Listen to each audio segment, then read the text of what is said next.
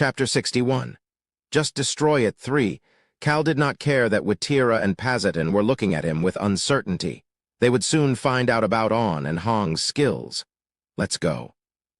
The black dragon started to fly up toward the top of the stone wall, and Cal's body started to float while following behind it. Naturally, On and Hong were in Cal's arms as he headed up. Pazatin. Pazatin nodded his head at Witira's after she called out his name, and the whale siblings started to run up the stone wall at a quick pace. Water surrounded their feet and shot them up with every step. Swish! Cal cut through the wind and reached the top of the wall. Wow! Hong's voice was full of admiration. The forest of darkness and its vast natural setting appeared in front of the group. This was the second largest of the 5 forbidden regions, starting from the tip of the northeast part of the Rhone Kingdom and creating an oval shape until the eastern shoreline. It was as large as 2 or 3 average-sized territories. That was why the Rhone Kingdom wanted to take control of this land, but nobody was able to do so until now. The Black Dragon or Choi Han might be able to do it. It's big. Cal casually commented before verifying the stone mountain at the center of the forest. Unlike its name, the Forest of Darkness was not actually dark at all times. In fact, the forest that was starting to light up from the rising sun was actually beautiful to look at. Going down. Sure. The black dragon slowly lowered Cal and the kittens to the ground. The whale siblings were already down there waiting for them. Crunch! Cal lightly landed on the ground and stepped on some leaves underneath his feet. You said that the Forest of Darkness is divided into regions. Cal nodded at Witira's question and lowered On and Hong onto the ground. He then opened up his magic bag as he started to answer Witira's question. It is divided into the outer and inner regions. This large forest was divided into 2 stages. The first stage was the outer region, which was not that dangerous. There were only a few mutant monsters, and the majority were small monsters. On the other hand, the second stage, the inner region with the stone mountain at its center, was extremely dangerous. Even Choi had needed tens of years to freely move around the second stage. Freely moving around meant that there was no danger. Choi Han became stronger than all of the monsters. Of course, such an issue was not a concern for Cal's group. The swamp we are heading to is at the border of the inner and outer regions. It should not be too dangerous. The outer region was large, but that was based on its width. It would not be very far if they walked in a straight line. The inner region was much larger, as it was in the shape of an oval. I plan on avoiding as many monsters as possible, but I don't see a reason to delay our travel by taking roundabout ways. The fact that Cal did not plan to go out of his way to avoid monsters made the whale siblings start to smile.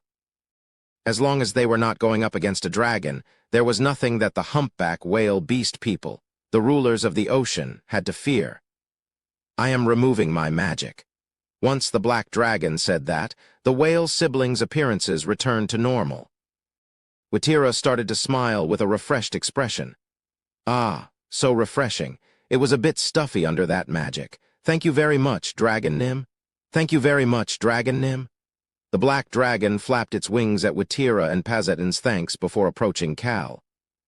The black dragon had an odd expression on its face. The mana is dark here. Dark?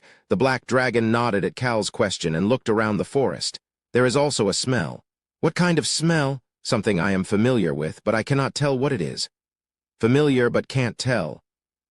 Cal looked toward the black dragon with a confused expression, but the black dragon quickly looked away.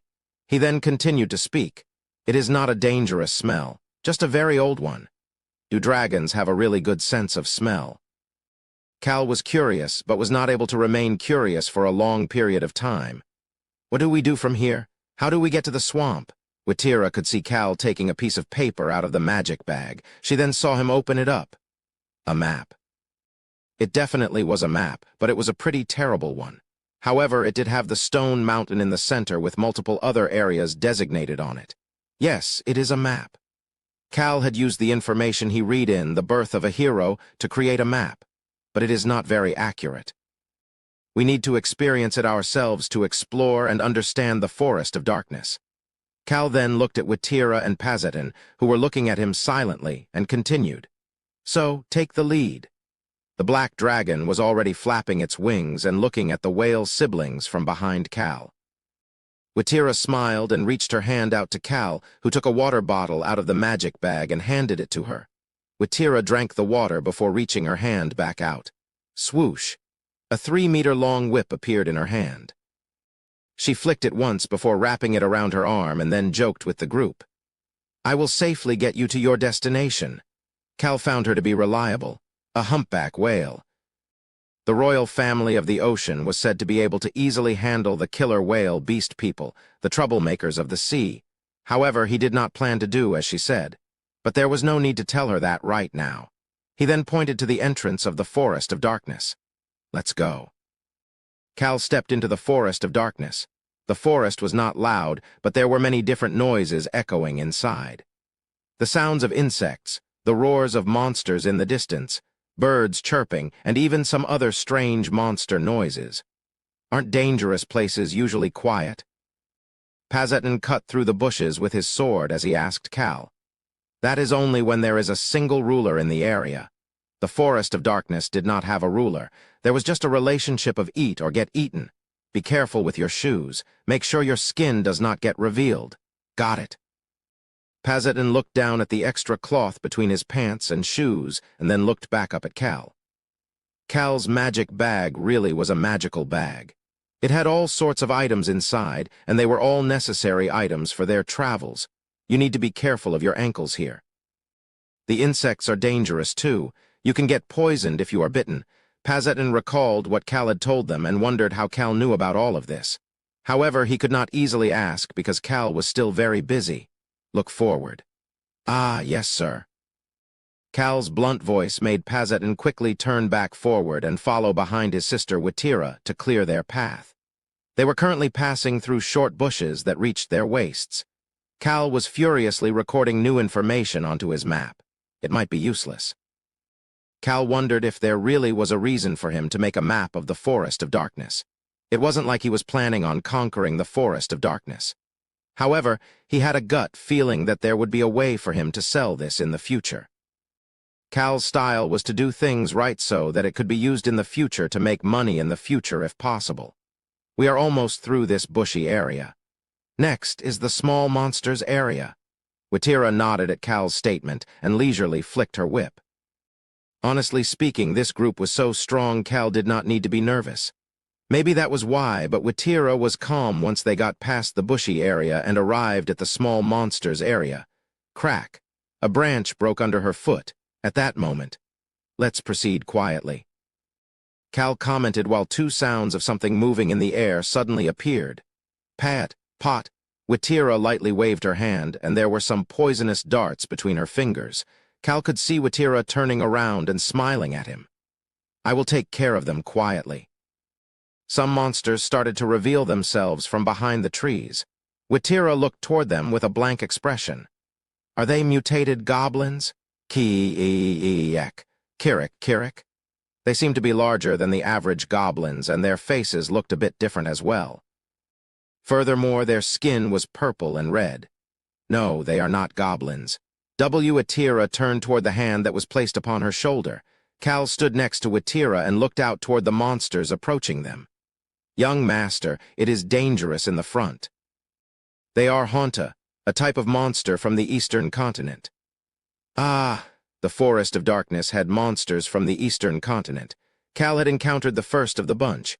They are similar to goblins, but dumber and have a tendency to be more cruel and violent. No wonder they seemed so foreign. Witira nodded her head and calmly answered, "I will take care of them. No, I will do it." "Excuse me?" Witira was blankly staring at Cal until she saw On and Hong jump over Cal and land on the ground. The two of them brushed their bodies off and prepared for battle. Even we can do this much. Witira could see that over 10 of these small monsters were heading toward them. She then looked back at Cal and saw that his body was becoming surrounded by fog. At the same time, On started to slowly disappear. "I have something to test." Cal needed to know approximately how strong he was. This was the perfect time to test it out. He had the black dragon to the right, Witira to the left, and Pazetin behind him.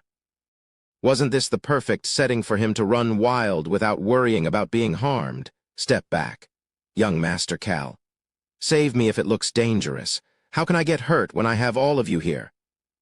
Watira took a step back after seeing the completely confident gaze in Cal's eyes that seemed to show full trust in the three of them. She went and stood with Pazetin in the rear, ready to step in at any moment. At that moment, a shield was created around Watira and Pazetin. The black dragon moved in front of the whale siblings and started to speak. The poison is stronger than it looks. Poison that made Pazetin look at his sister with confusion. Watira didn't have any idea as well, so she just shook her head and looked forward before letting out a gasp of admiration. Not bad. An, Hong, and Cal were all surrounded by fog. Furthermore, the color of the fog was weird. It was closer to red than the usual white. Poison. She seemed to understand the meaning of that word. Kirik, Kirik, Kiri-Eric. So loud. Cal created gusts of wind in one hand and both feet while being surrounded by the fog. Cal could feel the vitality of the heart starting to run wild in his chest and gave the order. Let's go. Cal's body instantly shot forward, and at the same time a thick fog surrounded the area. Kirik, Kirik, Kirik, Ki. The fog was so thick that you could not even see a few inches in front of your eyes. Two strands of red fog started to move inside that thick fog. Bang. A whirlwind shot up to the sky and cut off one of the monster's arms in the process. Gek, Kirik, Kek. The red fog swallowed up that monster. Cal then shot up from right next to the spot and called forth his shield. The shield that was almost twice the size as Cal was roaming around the red fog. Then suddenly, the shield dropped straight toward the ground. Boom! The sound of something being squashed came along with the loud noise. As soon as the shield landed, a whirlwind filled with red fog was created right next to it. Two monsters who were caught up in the whirlwind were vomiting blood as they got blasted into the air. Kek. Ugh, Kek! The monsters' poisoned bodies started to bleed out of every orifice. Pazetin blankly watched that scene before blurting out. I thought you said he was weak. He is weak. Pazetin started to think after hearing the black dragon's confident answer. They may be small, but there are over 10 of them. And they are monsters that are stronger than goblins. He looked toward his sister, who casually answered while smiling brightly. Looks like it will end soon. Boom! Another loud noise was heard as the fog slowly started to dissipate. It had finished like she had said. Pazetin could now see Cal. They must be weak because we are still only near the entrance. Cal was speaking confidently while standing on top of his symbol, the silver shield. Underneath the shield were two monsters that were no longer recognizable. Meow. The fog disappeared and the silver kitten On reappeared. The poison seems to be weak. The red kitten Hong reappeared while shaking his tail. The ground where Hong had been was completely black. Hong used his back paws to cover up the black dirt with some other dirt. It was a peaceful scene, but Pazetin couldn't help but ask after seeing the corpse of a monster that died from poison. A monster that was still dying from poison, and the monsters that died from being crushed by Cal's shield or Cal's whirlwinds. Young Master Nim, you didn't get hurt, right? Nope, Pazetin urgently asked in shock. You're hurt? Cal pointed to the back of his hand. I got scratched. Pazetin immediately shut up. Watira patted her brother's shoulder before approaching Cal. Cal lifted his shield up and put it away. Since it was an ancient power, he didn't need to even wipe the blood off of it. It would be completely clean when he summoned it again. Young Master Cal, will you continue to take on the small monsters? Probably. Cal washed the blood off of his hand after recalling his shield and whirlwinds. I can't push myself too hard because I am still in recovery. Watira couldn't help but laugh at the confident Cal, as well as An and Hong, who were getting feedback from the Black Dragon about their battle. Cal then urged her, as well as the rest of them, on. Let's hurry. They still had a lot of ground to cover. 2 days later, Cal lowered the map in his hand and looked out in front of him as he spoke to the rest of the group. We are close now. The boundary between the inner and outer regions. It would not be much longer until they reached that point. Chapter 62. Just destroy it 4. We should get there in about an hour. Cal put the now accurate map back in his pocket before looking at his group. Drip, drip. Drops of blood were dripping from An's sharp claws. GRR, GRRRR. A small monster that looked like a fox was twitching on the ground from being poisoned. The black dragon came over to report. All done. Close to 20 of these fox-like animals were dead. They really are getting stronger with experience. An and Hong could not learn properly because they had to live in hiding as they had run away from their tribe. The black dragon naturally lacked experience after living in confinement his entire life. Cal was using the Forest of Darkness's monsters to quickly fill those gaps in their training. Should I have fought as well? Where else would he get an opportunity to safely build experience? The black dragon and the kittens all abruptly turned their heads as Cal mumbled to himself. Seems like a useless idea. Weak human, it is too much for you at this point. One day is enough. Our youngest is right. You spit out blood from using the shield too much last time. Pazetin let out a gasp. Ho! However, Cal could see that Watira was just smiling brightly. He then saw her caress her whip with a determined gaze. That was the look of someone who wanted to fight. She really was a scary person. Cal quickly opened up his magic bag and gathered everyone around him. Everybody put this on before you go any farther. Is it because of poison? Yes. Cal answered Pazetin's question before putting the mask on the black dragon, who stuck his head toward him. Human, there is a weird scent. The black dragon frequently said this to Cal since a few days ago. What is it? I don't know. It is stronger here. It is something I am familiar with. It is probably poison or the rotting smell from the nearby plants. Cal brushed it off and approached on. The black dragon that was ignored tilted his head while wearing the mask. The black dragon started to mumble, but the mask prevented Cal from being able to hear what he was saying. No, it is not such a trivial scent. However, the black dragon remained quiet because it was not a dangerous scent. Cal then put the mask on An's face. Even Choi Han avoided this swamp. Choi Han had a pretty high resistance to poison. However, there was no reason to go through the swamp when there were many other paths in the Forest of Darkness while this path was messy and annoying. Pazetin approached Cal. It is really interesting that there are only 2 swamps in a forest this large. Really? I don't think so. Pazetin could see Cal starting to smirk from underneath the mask.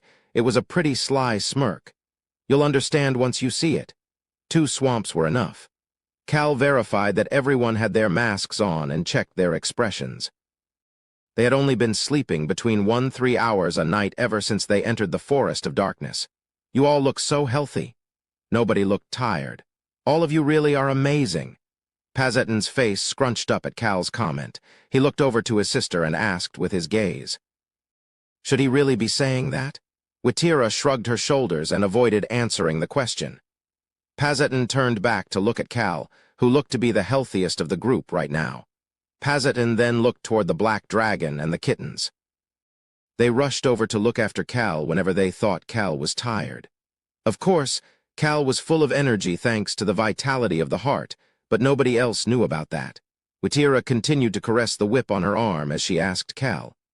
Young Master Cal, is it our turn now?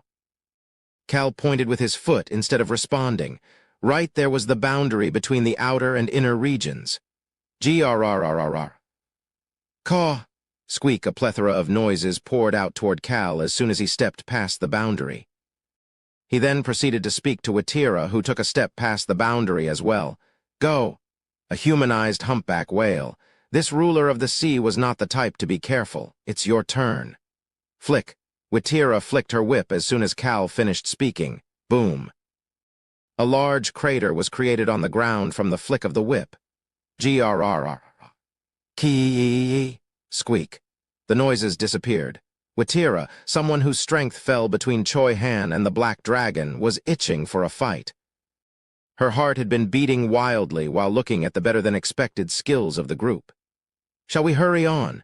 She smiled and asked Cal as this mysterious young master responded back with a completely relaxed smile. Yes, as fast as possible. I want to go home and rest. Pazetin let out a sigh after hearing what Cal had to say, before taking out his whirlpool sword. The enemies slowly started to reveal themselves in the now quiet forest. The boundary between the outer and inner regions was a location for monsters that were weaker than the monsters in the inner region. But the monsters in front of them were still much stronger than the so-called weak monsters outside.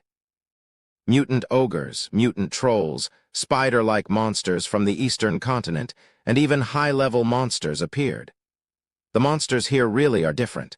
They still want to fight, even after seeing Dragon Nim. Pazetin stepped forward and peeked back and forth between the black dragon and Cal. Cal nodded his head and gave an order. "Hurry up and fight." "Yes, sir." Pazetin jumped forward and the battle between the strong monsters and the whale siblings began. The monsters in the Forest of Darkness did not get scared, even in front of strong creatures like a dragon or members of the whale tribe. In fact, it made them charge at them even harder. It was like they were fighting for their survival, thinking that they could not allow a strong person who could rule over them to appear within their Forest of Darkness. Cal leisurely watched for a bit until he saw a shield being cast, whereupon he asked the black dragon, "What about you?" "Too annoying to deal with those weaklings." "Sure, let's go." Cal started to slowly walk forward with the shield. Boom, an ogre's body was split into 2 even pieces. Some of the blood spurted onto the shield. Flick. Boom. The sound of the whip was followed by the explosion of a giant spider, and one of the legs flew over and hit the shield before falling to the ground. Watch and learn. Cal walked through the battlefield in a straight line as he leisurely spoke, while On, Hong, and the Black Dragon all pretended not to care but were seriously watching the battle. The monsters that appeared in front of Cal, who seemed to be on a stroll through the forest, all disappeared thanks to Watira. Cal stopped once he could see the swamp in the distance before starting to speak. "This is now the start of the swamp region." Boom, boom. The mutant troll's head fell to the ground before it was followed by its body. Watira flicked off the fluids on the whip as she responded. "Let us keep moving." Sigh. Pazetin let out a sigh as he followed his sister to Cal's side. The whale siblings suddenly stopped walking and tightly pressed their masks. It was because poison and a rotting smell entered their nose. At the same time, their eyes opened wide after seeing the swamp that was covered by large trees until now. "What do you think? Isn't it fitting for the Forest of Darkness?" Cal turned away from the shocked Pazetin and looked toward the swamp. The swamp was as wide as a lake and pitch black. He spoke to the rest. "It is a pretty large lake. It is large enough for multiple huge ships to fit. It is also unique compared to other swamps because this swamp is black." It was the most fitting spot to explain the reason for the name of the Forest of Darkness. This swamp was the only actual black spot in the forest. I didn't expect it to be so big. Watira let out her admiration. She then took a gulp after looking at the swamp area. Cal understood why she would have such a reaction. All of the plants were either black or brown, yet they were not dying, and instead they were extremely vibrant. It must be poison. Cal nodded in response and tightened the mask on his face. He also tightened the laces on his shoes and put on some gloves. The rest of the party followed suit. They could hear Cal's voice coming through the mask. "The plants here have grown up within the poison and have mutated to survive in the environment. Although it might not be a deadly poison, they all have some type of poison within them. Be careful and make sure the plants do not touch your skin." That made Pazetin think about the mermaid's poison and quickly make sure he was completely covered. He then felt that something was odd. Hong. The red kitten strolled past him. Hong looked toward Cal and dashed into the swamp region after seeing Cal nod. Watira tried to reach out and grab him, but it was too late. "Hong." Hong did not have a mask nor anything on him. Watira looked toward Cal with shock, but Cal did not seem to be fazed. Watira then heard Hong's voice. "Delicious?" Hong was wagging his tail and chewing on a black plant. Cal stepped into the swamp region as well and approached Hong. "How is it?" "It's just a paralyzing poison, but it is tangy." Cal sternly commented to the excited Hong. "Slow down, you might choke. Eat slowly, but eat a lot." "Okay, I feel like I am getting stronger." Cal snarkily commented to the whale siblings, who were still blankly standing outside the swamp region. "Are you not coming?" The whale siblings slowly entered the swamp with chaotic expressions on their faces. Cal slowly led them closer to the swamp. Thankfully, the brown ground and black swamp were easy to differentiate from each other, so there was basically no danger of falling into the swamp lake. That was why Cal was able to quickly inspect his surroundings. Pazetin? Yes. Pazetin was standing there with a stiff expression on his face, acting as if that blank expression from earlier had never existed. Cal pointed to a location nearby. Looks like someone was here recently, doesn't it? There were some marks on the ground and lots of footprints. Since the monsters did not come to this area, there was only one explanation. I will investigate it. Pazetin immediately went to investigate, and Cal turned away from him, the ingredient from the swamp that made the mermaids stronger. The evidence they left behind gave Cal a good idea of what it might be. Looks like there is a good chance it was the swamp itself. There were many marks on the ground next to the swamp. They probably didn't care about hiding their tracks since they believed that nobody would come here. Tap, tap. Cal stopped looking at the swamp and looked down after feeling a tap on his leg. Hong seemed to be really excited, as his mouth was covered in black and he was rubbing on Cal like he was trying to be cute. I want to try drinking the swamp, too. Watira, who was next to them, flinched, but Cal did not care as he responded to Hong, "Wait for now." Hong's ears fell, "But I want to get even stronger." "Why?" Hong peeked toward the black dragon and his sister on. A large hand patted Hong's head at that moment. "Don't think about useless things and take it slow. You're already stronger than I am. But everyone is stronger than you are." Cal lightly patted Hong's head and told Hong to go over there and eat some other poisons. Cal thought about how he would make On and Hong stronger in the future before turning away. However, that made him immediately start to frown. What's wrong with him? The black dragon seemed to be acting odd, as he continuously tilted his head to the left and right. At that moment, Pazetin approached. There are no signs of digging up any of the nearby plants recently. However, there are many signs that they are doing something to the swamp itself. Based on the marks, I would say they were here between 2 weeks to a month ago. Cal looked toward the wide swamp and responded. It looks like they gathered up some of the swamp. That does seem to be the case. Cal was about to speak after seeing Pazetin and Watira looking serious. However, the black dragon approached at that time and Cal started to frown. "Why did you take the mask off?" It was not a familiar scent, but a familiar scent of mana. "What?" Cal started to get the chills. The black dragon pointed to the swamp with his short front paw. "There is a familiar scent of mana here." Cal started to frown even more. The black dragon confidently added on, "There is the scent of dragon mana in the swamp." Cal urgently looked toward the black swamp. This extremely vast swamp was massive, but Cal was thinking about the size of an adult or ancient dragon. Of course, there is no sign of life in the mana. It is just a very weak trace. These words were the final blow. The unbelievable thought in Cal's head quickly became the reality. He then also felt like he knew how the mermaids got stronger. There was a dragon corpse inside the swamp. Chapter 63. Just destroy it 5. Cal immediately asked the black dragon, "How can you feel the scent of dead mana?" Mana. That symbolized a power that existed in nature. In some senses, it was similar to an ancient power that was created in a specific location. However, the two were very different. The difference was between whether or not it could be left behind. Mana disappeared as soon as the person who controlled that mana died, while ancient powers could be left behind. The black dragon easily answered, "I think it is because of the swamp. The swamp is dominating the mana and preventing it from dissipating." Dominating? Cal's expression turned odd, but the black dragon kept silent. The whale siblings, as well as On and Hong, approached Cal and the black dragon. The black dragon started to speak into Cal's mind. "I am very perceptive." Cal made eye contact with the black dragon. "I feel a power similar to your shield and wind inside the swamp." "Ha!" Cal inadvertently let out a gasp-like laughter. The maskless black dragon started to smile. Cal also started to lightly smile as well. Ancient power. There was an ancient power inside the swamp, and it had a good chance of being related to the keyword, dominate. This is a first.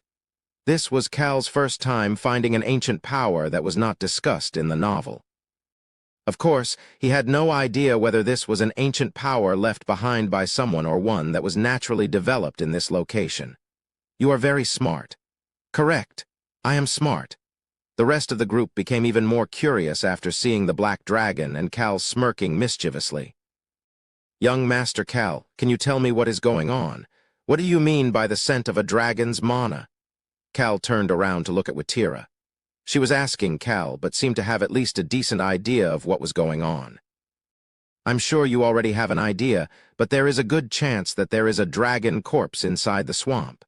"A corpse?" "Yes, but it is most likely very old and probably mummified."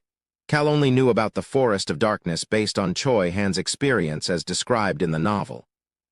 However, there was a number of very important information told by the novel. No ruler. It was probably correct to say that there were no dragons in the Forest of Darkness while Choi Han was there. Furthermore, people in the novel never mentioned a dragon's lair or a dragon in the Forest of Darkness. It must mean that it is a very old corpse.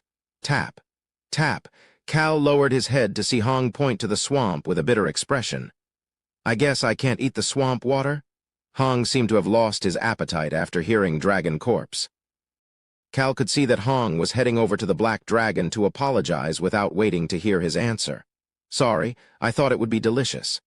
"I do not care." The black dragon responded back with a curious expression. "The thing inside the swamp and I are different. We are not related." Dragons really didn't seem to care about their tribe. They all just considered themselves to be individuals unique from anything and everything else in the world. Cal looked at the completely unperturbed black dragon before he started to speak. "I thought that the mermaids would have gotten stronger from the poison in the swamp. Their specialties are poison after all." The whale siblings Pazetin and Watira looked toward him. "However, now I am thinking that it is probably the dead mana in the swamp and not the poison increasing their power. Either that, or it is from both the poison and the dead mana." Cal looked at the siblings. If it is poison, they would just need to take a sample to find an antidote. However, this is a whole different ball game if it is from the dragon's dead mana. Cal could see Watira frowning while Pazetin was looking at the black swamp and the nearby area. A depressed comment came out of his mouth. "It's too wide." Watira spoke up as well. "I am not sure about what we should do." They were able to narrow down the cause of the mermaid's source of strength, but they could not figure out a way to deal with it. It would be one thing if it was poison, but the other issue was too complicated to solve quickly. "It's not like we could prevent anyone from coming into the Forest of Darkness or stay here protecting this black swamp at all times." Watira looked out toward the swamp once more. A dragon's corpse. That was an unexpected problem. The fact that this swamp was large enough to completely submerge an adult dragon made things even more difficult. A normal dragon grows in size a total of 3 times. An adult dragon that completed all 3 stages of growth was humongous. They were at least 5 meters larger than a humpback whale like herself. At that moment, he could hear Cal's voice once again. "It's simple." His voice was peaceful. Watira turned her head. Cal had walked up to the edge of the swamp while smiling. "First, take as much of the swamp water as you need." Cal turned away from the swamp and looked toward Watira. "And then we make another deal." "Deal?" Cal's smile became bigger after watching the confusion spread on Watira's face. "I didn't plan on doing this, but originally he was just going to figure out what caused the mermaids to get stronger before getting out of here. However, the situation was different now. A pool of dead mana is dangerous. The mermaids were probably able to absorb the dead mana because they were dark creatures. However, it was just a dangerous poison to natural creatures like the whales or humans. There was no reason to keep something around that was helpful to the enemy while dangerous to himself. There was also a new benefit in front of his eyes. Even if it was a mummified corpse, the dragon's bones were still present. Furthermore, there was also the ancient power. "Yes, we will make another deal." What does that have to do with dealing with this situation? Watira subconsciously caressed her whip again. An unexpected sense of anticipation filled her heart, and Cal fulfilled that anticipation completely. "I will take care of it for you." Watira could see the excitement in Cal's eyes. She had never seen such a look in Cal's eyes before. Cal pointed to the swamp and gave a short answer. "I'll just destroy it." "What?" Watira looked at the black swamp, the very large black swamp. What did he say he was going to do to this? She was staring blankly at the swamp when Cal started to speak again. No need to overthink it. She looked back at Cal. He still had a smile on his face and seemed to be very excited. I will get rid of it for you, so make a deal with me. Cal was thinking about what he was about to do. This was the forest of darkness, somewhere where nothing would seem weird. It was a place where he could claim anything that happened to be an accident and feign ignorance. Young Master Cal. It was a deal that Watira could not reject. Let's make a deal. Cal and Watira decided to make a second deal, but there isn't anything I need right now. Please let me know whenever a condition you like shows up. I will accept it as long as it is something reasonable for both parties. This is a promise I, W. Watira, makes with my name on the line, so you do not need to worry. Cal casually nodded his head at her words. It was fine if she did not do anything for him. The dragon's bones and ancient powers were enough of a reason to give it a try. By the way, anything coming out of the swamp belongs to me. Sure. Watira was disappointed about the dragon's bones, but decided not to be greedy. The whale tribe was able to rule because they were strong on both land and sea. However, water was also their weakness. Underwater, inside of the swamp. If the swamp water and mud was poisonous, it would be a difficult environment for the whales to survive. Cal decided to proceed right away after hearing Watira's response. He stood at the border of the swamp and waved toward the rest of the group. Step back. The rest of the group became confused. However, Cal just sternly said it once more for these chumps that won't listen to him when he wanted to get to work right away. Go back into the forest and stay there. Don't come out until I tell you to come out. Cal opened up the magic bag and continued to speak. You could get poisoned or hurt if you don't listen. Pazatin, who had been listening quietly, started to speak. Young Master Nim, will you do it on your own? He is not alone. The black dragon responded for Cal. Pazatin turned toward the sound of the voice and then flinched. He could see the clear vibrations of mana around the black dragon. They were like waves floating around the black dragon, who had found the perfect opportunity to show off his strength. The two of us will take care of it, so go wait over there.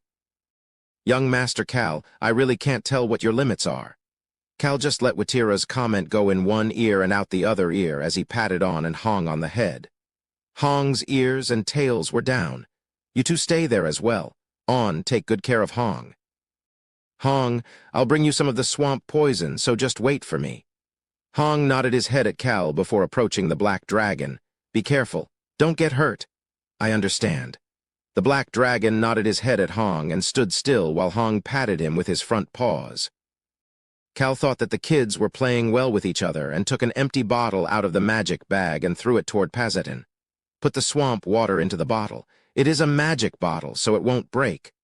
How did you even prepare for this? Pazatin looked toward Cal with admiration, but Cal did not care. Instead, he continued to ruffle through the magic bag that looked small on the outside but was very spacious on the inside. Young Master Nim, I filled the bottle. Then go wait over there. Cal told Pazatin, who had filled the large bottle with mud and water from the swamp, and the rest of the group to move along. Watira hesitated for a moment, but moved back toward the forest at the kitten's urgings. The black dragon verified that everyone was safely far away before approaching Cal. What do you plan to? The black dragon stopped talking after seeing what Cal took out of the magic bag. He then continued speaking after seeing Cal gently smiling at him. Human, you look a bit smart right now. Nah, there were 2 magic bombs in Cal's hands. These were different from the bombs with the multiple explosions he used in the Ubar coast. These were the stronger and more destructive bombs used in the novel when the Ubar mages launched their final attack. 2 of those bombs were in Cal's hands right now. I was debating where to use these, but I guess an opportunity has shown up. Cal handed the 2 magic bombs to the black dragon. Run wild. Can I really do that? Cal shortly answered the black dragon, who had caused a very visible fluctuation of mana to show how much he wanted to use his full strength. Don't ask something so obvious. Naturally, make sure I don't get hurt. The black dragon started to smile. Swish. A gust of wind started to run amok with the black dragon at the center. Natural power. The mana was triggering the air in the vicinity. Cal quickly summoned the indestructible shield after feeling like he was going to be pushed back. At the same time, he could see layers of shields being created around him. 1 layer, 2 layers, 3 layers. It was a total of 3 layers. I need at least this much to make sure you don't get hurt. The confidently speaking black dragon's eyes were sparkling. Dragons really had completely different personalities compared to whales. Rather than loving peace, dragons preferred to rule with fear and destruction. They were selfish and violent beings. Cal pointed toward the black swamp once the black dragon had finished preparations for the bombs and looked toward him. Destroy it. Chapter 64. Wasn't supposed to be like this one. The mana in the black swamp and the air around them was fluctuating. The black dragon was in the sky looking down. He was a dragon in the end. A violent and ominous aura was dominating the swamp region. Cal turned around to look at the boundary of the black swamp and the forest region. Since that violent and ominous aura was controlling the boundary, the forest was not shaking. However, the group waiting for them there all had pale expression. Cal recalled the information about an average dragon's strength in The Birth of a Hero. Boom, boom, boom. Cal turned his gaze back up to the sky. Multiple strands of mana were crashing against each other as they gathered around the black dragon. The black dragon looked down at the swamp calmly. A 4-year-old dragon that used to get tortured. That same dragon could no longer be found. Cal started to feel chills down his back. Ooh-o-p-s-s-s-s-s-s-s-s-s-h, cow, squee-yak. The forest of darkness started to cry. Cal looked around and did not see any other existences. However, there were many different sounds of screaming coming from the forest. The monsters that had not feared the black dragon earlier were all so scared that they were screeching at the top of their lungs. So loud. Cal looked toward the black dragon after hearing it speak in his mind. The black dragon was looking down at Cal as well. The 2 magic bombs were already floating in the air. There was just emptiness in the black dragon's eyes. All of this was just trivial to him. Ha! The corners of Cal's lips slowly went farther and farther up. The whale tribe's Watira. An overwhelming dominance that was worlds apart from the large humpback whale was coming from the black dragon's tiny body right now. Cal answered in a loud voice. Do it fast, because it's loud for me too. I knew you would say that. The black dragon finally started to smile as his unique black mana started to surround him. Ooh-woong. Now the ground was fluctuating. Cal could feel the vibrations underneath his feet. Amazing, however, he didn't have time to keep looking at the vibrating ground. The black mana had disappeared. In its place was a large, bright orb above the black swamp. Crackle, crackle. The orb was like the sun, gathering all different sources of light as they crashed against each other like serpents. Cal gulped. It was at that moment. Swish, the wind started to roar as the black dragon's black mana entered the 2 magic bombs. Click. Click. The 2 bombs started their countdowns. 2 bombs that were made to be as explosive as possible, along with an orb that looked like a giant meteor. Rather than destroying it, it is going to obliterate it. Cal wondered whether the dragon corpse would be okay, but could not actually ask about it. I'm doing it now. Cal could not see anything else after the black dragon said that. Bang! Cal covered his ears as the forest of darkness echoed. Ugh! Cal stumbled from the ground's vibrations, but did not close his eyes. The world turned black. A black fluid shot up into the sky as an extremely bright light shined in Cal's eyes. Screech, a chilling noise rang in Cal's ear. The light started to crack as it made contact with the black fluid. Cal raised his head. A black pillar shot up into the sky, making it look like night and day coexisted together. However, all of that quickly disappeared. The black pillar turned into dust and blew away with the wind. Crackle. The final shield broke down. The other 2 had already broken down earlier without any noise. Cal was not hurt. The black swamp had disappeared, but everything else remained normal. Cal turned his head to see that Pazetin had fallen on his butt with the kittens in his arms. He could also see Watira getting back up while holding onto a tree trunk. There was deep fear in both of their eyes, but the forest was not harmed. Only the swamp had disappeared. It was an amazing degree of control. That was why the whale tribes could not get rid of the fear in their eyes. Cal turned back around to see that the black pillar had disappeared, and the black dragon was standing alone. The black dragon was already looking at Cal as well. Cal spoke to the tiny dragon. "Good work." All 5 of the dragon's senses were very alert right now. He could see that Cal, who was smiling at him, had goosebumps on his arm. He could also see Cal's gaze as well. "You did really well." Cal's calm gaze made the black dragon start to smile. He then honestly shared his feelings. So refreshing. That made Cal go stoic. Seeing the dragon really looking refreshed made Cal make up his mind to never make this dragon angry. Ron, Choi Han, and Beacrox were also concerning. There were too many strong beings surrounding him for him to be happy that he was able to defeat a couple of small monsters. Cal reaffirmed his desire to live a peaceful life after feeling the existence that is a dragon. He then looked at the bottom of the swamp that was now visible. The black swamp was gone, but there was still a bit of black liquid remaining. It is in the shape of a dragon. There was a block of black mud, looking like a clay dragon, remaining in the size of an adult dragon. He also found a white crown by where it seemed like the dragon's head would have been. It was the ancient power. "Can I do as I please?" the black dragon responded to him. "Don't ask such obvious questions." "Thanks." Cal did not notice the black dragon flinching as he headed toward the dragon-shaped black mud. He would probably find the dragon's bones if he got rid of this mud. If I get this and the magic power, what a jackpot. Cal started to smile and his palms started to itch with excitement. Pat!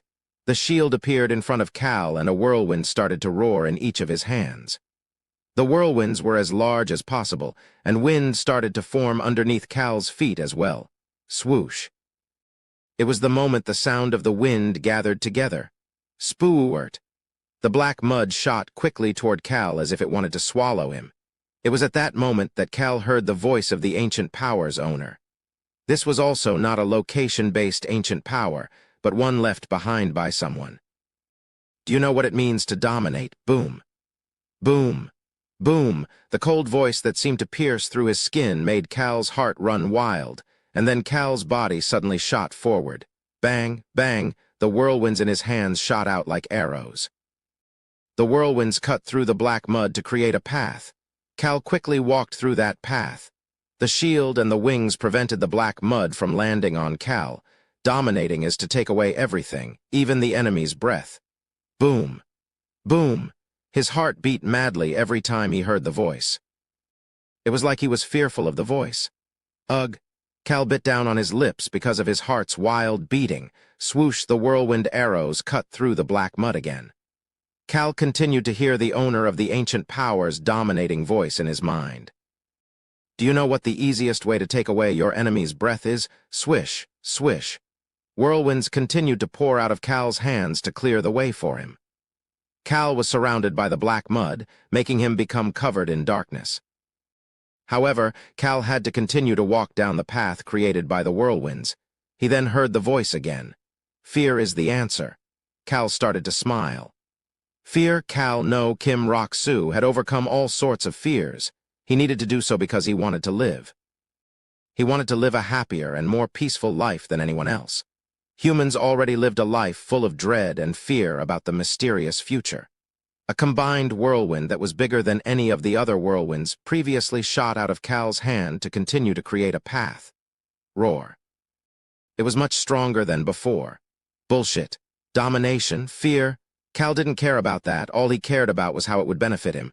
Cal quickly walked through the path he created. He then heard the voice again. "Muhahaha, you are right. It is bullshit. You already know, found it." Cal could see the white dragon's skull, as well as the white crown on its head. Cal reached out toward the crown, and his fingertips touched the tip of jewel on the crown. Use it well. A bright light shot out of the crown and made the black mud disappear. At the same time, the crown flew toward Cal. He closed his eyes only to hear a different and refreshing voice. Sometimes, even bluffing can save your life. Muhahahaha, Cal could feel another power wrapping around his heart. Boom, boom, his heart was beating wildly. He could immediately tell what this power was. Cal's expression turned iffy. What the hell is this? Cal opened his eyes. He saw that all of the black mud had disappeared and that the large dragon's corpse had revealed itself. "Human, why do you seem as strong as the tip of my claw?" "No, you are still weak, so what is going on?" The black dragon rushed over to Cal. He seemed to be quite confused. Cal started to smile. "My charisma has increased." "What useless crap are you saying now, human?" The black dragon looked anxious, but it was the truth. Cal was able to learn the name of this ancient power. Dominating aura, it was a really cheesy name, but that was exactly what it was. Only your aura becomes stronger. It was a pretty useless power compared to the decorated crown shape it came in. It is a perfect power for scamming. Scamming is bad. Cal ignored the black dragon that had started to frown and nag at him and looked toward the rest of their group. He could see that they were hesitating and could not approach him. Cal put away the dominating aura and motioned to the group standing far away. Currently, the entire forest was quiet, as if they had never screeched in the first place. Cal was the one to break that silence. "Come over here." The deep voice made the kittens, who were covering their ears and face, abruptly turn their heads. They were then able to approach Cal and the black dragon very quickly. However, they rushed past Cal. They were heading to the black dragon. However, they slowed down once they got near the dragon. He doesn't look hurt. We were so scared. Our youngest cannot get hurt." The kittens roamed around the dragon and made sure he wasn't hurt. They then approached him and patted the dragon's back. "Our youngest is the best. So cool, you are so strong." Cal made sure that the dragon calmly stayed with the kittens before looking toward the whale siblings, who still had not moved. Cal had a smile on his face as he patted the dragon who approached him and asked the whale siblings. "You can't come," the deep voice echoed in the whale siblings' ears. Watira opened up the fist she had been clenching. It wasn't like that right now, but the moment the black mud disappeared, Cal looked very different. He definitely was still a weak human who would die with a single flick of her whip. It was different from a strong power. It was only for a moment, but Cal reminded her of her father, the Whale King. It was not based on his strength, but it was an atmosphere that only those in power could have. That was what she felt. "Young Master Cal." Cal asked the whale siblings who finally approached him. "I'm guessing the two of you aren't hurt?" "We are not." Watira did not say anything after seeing that Cal was back to his usual self. Cal looked away from the whale's siblings and back to the black dragon. Any stagnant mana left? Not anymore. Since the black liquids and mud disappeared, the stagnant mana no longer remained. All that was left was the sturdy dragon bones that had a high magic resistance and magic capabilities. "Then you can store these bones." "All right." Cal looked down toward the kittens, who were rubbing their faces on his calf. Once they made eye contact with Cal, both kittens started to tap Cal's feet with their paws. "We thought something bad would happen. Why do you always step forward when you are the weakest?" "You just have to leave it to our youngest sibling, but he can't get hurt either." Cal ignored the kittens who were scolding him. He then continued to speak to the group. "Let's go back." They had to return to the Henetus estate now. And a few days later, Cal was able to return home 2 days later than expected. Ainz had a message for him as soon as he returned. "Young Master Nim, His Highness the Crown Prince contacted you. What is going on?" "Nothing," Cal vaguely answered Ainz.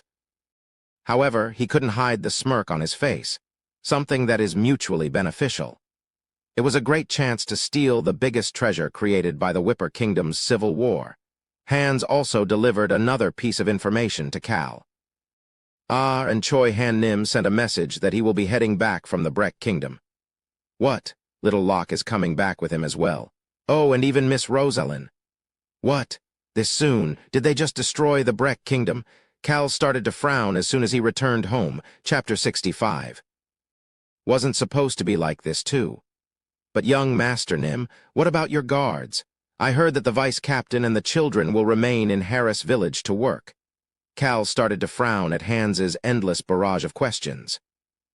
Ainz did not care, as he continued on while picking on and hung up into his arms.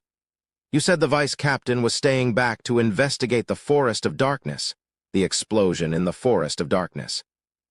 The vice captain knew of the cause of the explosion because Cal explained it to him. But the official story was that he was staying back to investigate because they were keeping Cal's involvement a secret. "Young Master Nim, I will take care of these tiny rolls for now, but I will not remain in this spot forever."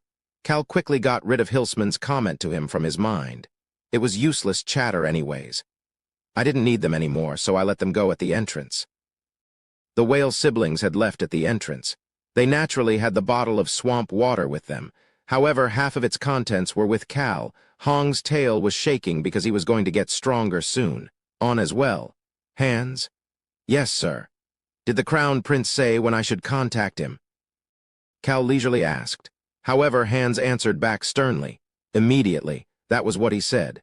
Cal started to smile. The Crown Prince must have been really anxious. Cal calmly started to speak.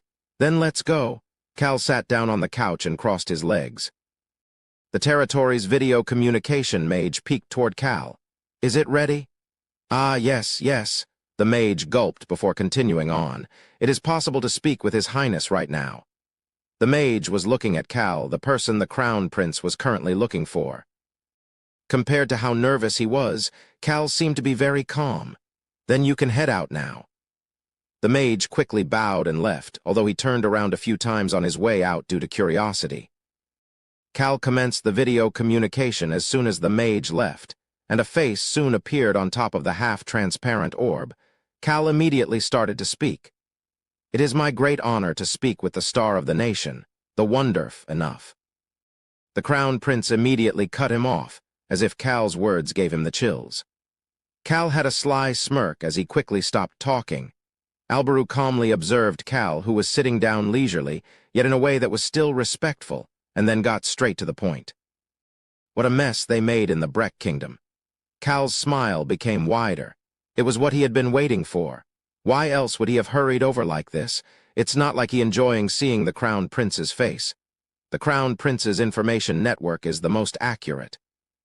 Cal quietly sat there and smiled as if nothing was wrong. Things would all take care of themselves. Seeing as how you are not saying anything, I guess you're already aware of what happened. See. All resolved without having to say anything. Princess Rosalind seems to have made her resolve. How else could she obliterate a Grand Duke's entire family in a single day? Cal felt his heart jump at the word, obliterate, but he did not let it show on his face. It was because he could see that Alberu was observing him. Right now, Alberu was poking at Cal to see what he could find out. She also gave up her claim to the throne. Rosalind really did give up her claim to the throne. Now it was time for her to show her true nature as a mage, but based on what I heard, there were two very strong individuals with her. Everybody else might not know, but I do. The Crown Prince really was good at explaining things.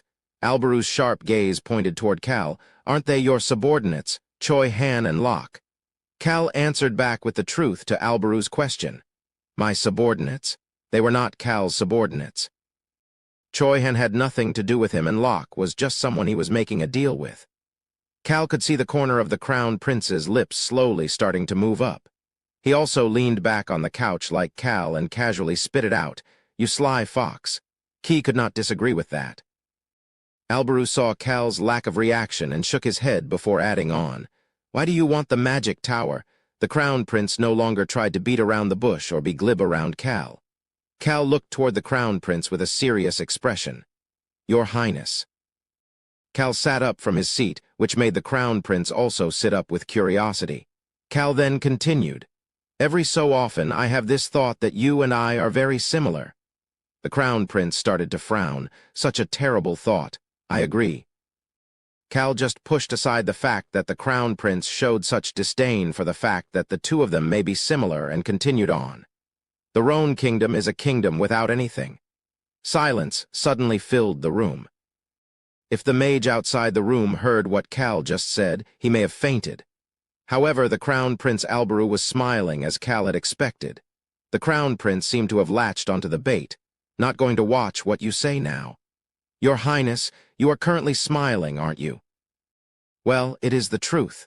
The Crown Prince did not disagree. The Roan Kingdom was a kingdom where neither the knights nor the mages were very strong. Although it had a long history, it was just average in every aspect. However, Crown Prince Alberu knew that, Although this would be fine during times of peace, it was not okay to be mediocre in every aspect during times of chaos. He knew that they needed at least one specialty area. However, that was not something that could easily be created in a short period of time. Such a large-scale issue would take tens of years if they were lucky, but at least an average of hundreds of years if they were not. That was why he had made up his mind. Take it from someone else. Take another kingdom's specialty away and make it theirs. And a good prey appeared in front of his eyes. The Whipper Kingdom that used to be the Kingdom of Mages. Cal and Alberu made eye contact as Alberu commented, "You sharp bastard." The two of them had similar smirks on their faces. This time it was Cal's turn to speak. "The magic tower for me. And for you, your highness." Cal and Alberu answered at the same time. "Mages, mages." A short silence filled the room before Alberu covered his eyes with his hand and started to laugh. "Ha ha, interesting. At first I thought it was terrible that there was someone else like me." The Crown Prince laughed for a while before removing his hand and answering, "I will give you whatever you need." Alberu then waited for Cal's response. "Thank you very much." Just that sentence and nothing else. However, that sentence struck Alberu properly. Alberu was curious about this confident attitude of Cal's and asked, "But why is it that you want the magic tower?" Cal noticed that the Crown Prince seemed to be observing him again. He really was a difficult person to handle, but there was no reason to be so worried. "I'm sure he wants to know if I know about the North there was an existence that was a source of concern for the Roan Kingdom in the novel, the Northern Kingdom of Knights." Crown Prince Alberu was wary of that kingdom while preparing for their invasion. War is a time of chaos, and chaos will provide opportunities for the prepared. One of those opportunities was the mages running away from the Whipper Kingdom. The Crown Prince, who didn't have much influence in the kingdom, would use them to strengthen his power and increase his influence inside the kingdom. If Kim Rock-Soo had read past the 5th volume of The Birth of a Hero, he would probably know the two powers that develop as new heroes. One would be a knight from the north, and the other would probably be the Crown Prince in front of him right now, especially because the Black Dragon told him that the Crown Prince was not human. Cal started to smile. The Crown Prince was trying to figure out whether Cal knew about the North's movement and wanted the magic tower for that reason. "I just want to own a magic tower." I shouldn't have asked. Alberu could see the sly smirk on Cal's face as he shook his head. "Then why is it that your highness needs the mages?" Alberu started to smirk in a similar manner. "I just want to give them a home." Both answers were terrible excuses, but neither of them called each other out. The two people who were both sitting back casually like they were part of a painting just continued to chat with each other. "When do you plan to head out?" "I plan to go in about a month." 1 month later. Cal would be finished with his preparations and head to the Whipper Kingdom at that moment. The Civil War would be close to ending by the time he arrived at the Whipper Kingdom. Tunka's stupid face seemed to be shining gold in Cal's mind. "How will you get there?" "By ship." "And your guards?" "Guards." That word made Cal start to smile, and Alberu realized his mistake. "I guess that was a useless question. Cal, make sure you are careful since your body is still weak. You know what to do, right? I will bring back any and all good things." Sometimes we really are on the same page for no reason. Cal and Alberu, although the two of them were very different people, the smirks on their faces looked so similar right now. 3 weeks later. Cal slowly opened his eyes and started to roll around. He rolled around his large bed and started to yawn. It was 3 p.m. He had just gotten up. He started to rub his eyes and looked up at the ceiling. "I win." He woke up 1 hour later today. Our youngest wins again. I really don't know why he keeps waking up later and later. The Black Dragon and Hong looked back and forth between Cal and the clock while chatting with each other. Cal rubbed his belly with his right hand. He had only gotten up because he was hungry. Ah, the life of a rich person who doesn't have to work. This was the definition of happiness. Cal had not done anything for the past 3 weeks.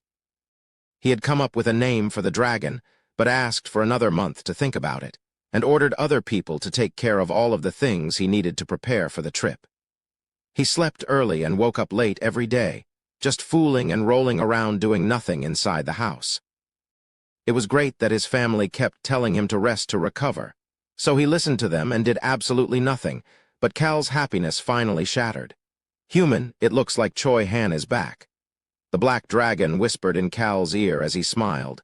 "This is great. I have been so bored lately." Cal sat up on the bed with a stoic expression. Choi Han's group was supposed to arrive today. Since it was 3 p.m., they were probably already here and waiting for him. Cal stretched before getting up from the bed. These past 3 weeks of doing nothing resolved his mind even more. Make money so I can do nothing forever. Cal's eyes looked very determined. He decided that he would take care of the Whipper Kingdom and the Queen of the Jungle at once, so that he could sit around doing nothing again. Cal headed into the bathroom while the black dragon approached Hong once he saw the door close. The weak human's eyes only seem full of spirit whenever he is going somewhere. "You're right, but I'm glad that I am stronger now. I can make sure he does not get hurt." The silver kitten who had been listening to the black dragon's conversation with Hong had an odd expression on her face. She thought about the smile on Cal's face as he rolled around the bed and mumbled to herself. "Are you sure it is full of spirit?" "Yes, I am right." "Nuna, it definitely is." I guess so." On finally agreed and brushed her fur. On and Hong's furs were much brighter now. The three of them sat around waiting for Cal to come out. They were looking forward to heading out of the house again after such a long time. Chapter 66. Wasn't supposed to be like this 3. However, contrary to their expectations, Cal headed into the study with a stoic expression. He pushed back his still slightly damp red hair as he sat down and faced the 3 guests. He took a sip of the tea that Deputy Butler Hands had given him before he started to speak. "Long time no see." Cal looked toward Choi Han, whose expression did not change at all, and the just as shy Locke, and greeted them before looking toward Rosalind. "Your Highness, Princess Rosalind, it has been quite a long time." Rosalind started to smile and answered in a refreshing manner. "You cannot call me princess anymore. I have been banished from the royal family." "Is that so?" "Yes, I have been removed from the family records. I no longer have a family name." Cal just turned away from Rosalind, who answered in such a happy manner. He then casually added on, "I guess I can just continue to call you Miss Rosalind then." Rosalind's red pupils focused on Cal. Although she was the one who chose to give up her claims to the throne instead of getting written off, people still had looks of pity toward her these days. Seeing Cal acting so normally around her made her able to respond with a relaxed heart. "Yes, just like before. You can keep treating me like that in the future, too."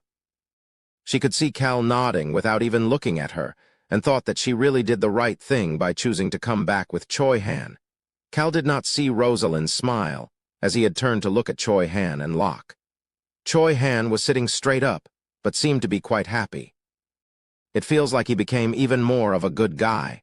Choi Han's pupils were so clear that he seemed like a very good person. In fact, he seemed to have taken another step toward becoming a hero of justice. Cal turned away from that good guy vibe that did not mesh well with him and instead looked toward Locke. Locke was different from Choi Han. He seemed to have something to say, but was too shy to say it and thus could only sit there fidgeting his fingers. "Cal Nim?" "What?" There was no need for him to turn around. Choi Han was the only person who called him Cal Nim. "Should I report about what happened at Breck Kingdom?" Rosalind suddenly looked toward Choi Han in shock.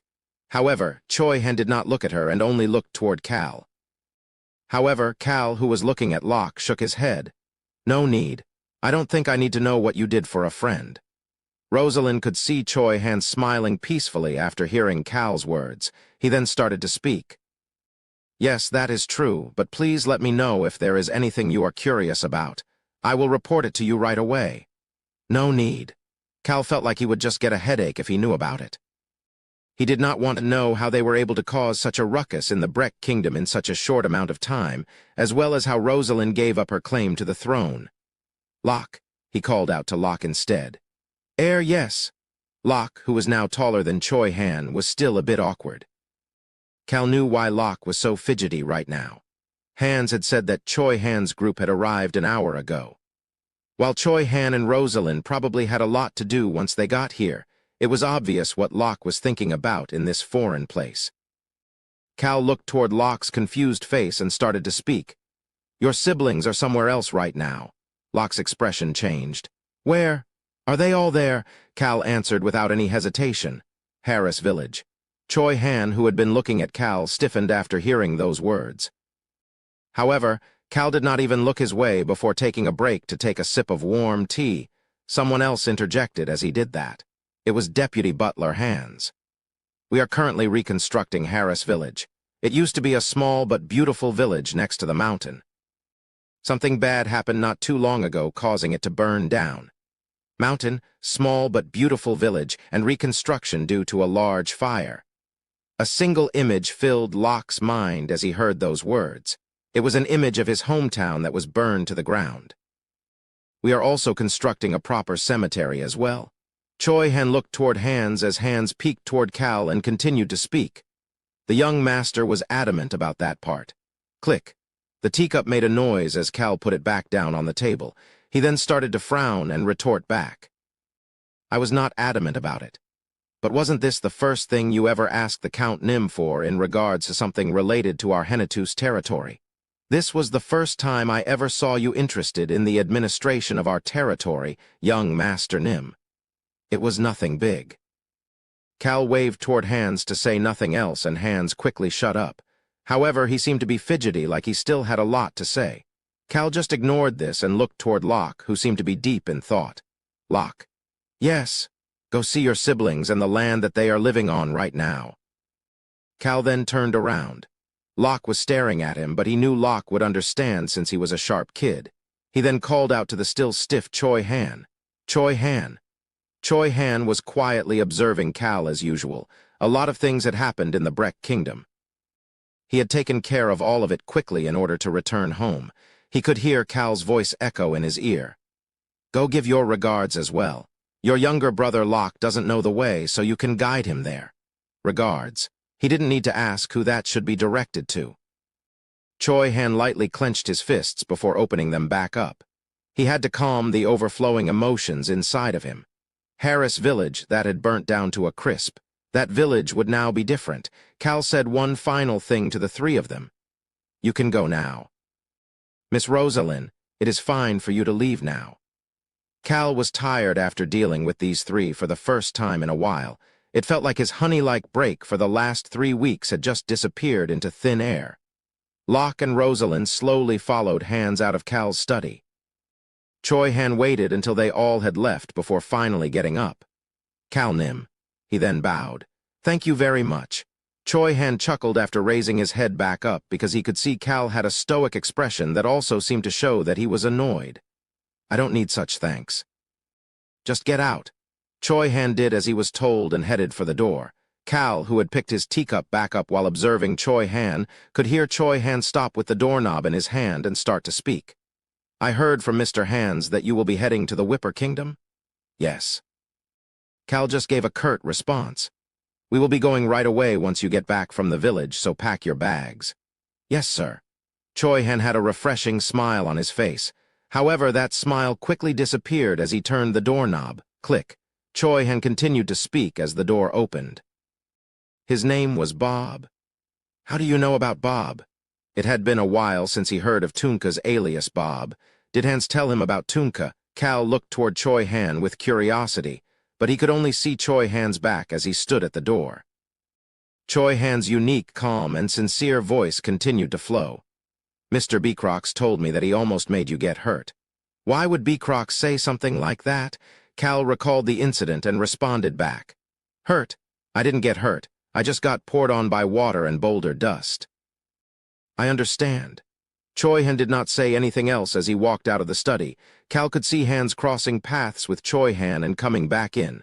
Ainz stopped for a moment after making eye contact with Choi Han and blankly stood there. What is it? Huh? Oh, nothing. Nothing at all. Ainz waved his hands frantically at Cal's question and looked back toward the leaving Choi Han before coming into the study. Young Master Nim. What? Cal observed Ainz's completely pale expression. Did you have a fight with Choi Han, Nim? Me? What the hell are you talking about? Of course you didn't. Haha, it is nothing. Cal stared at the weirdly acting Ainz but still said what he needed to say. He still had to give the order. We will leave in about 10 days, so prepare everything. Yes, I understand. I will work hard.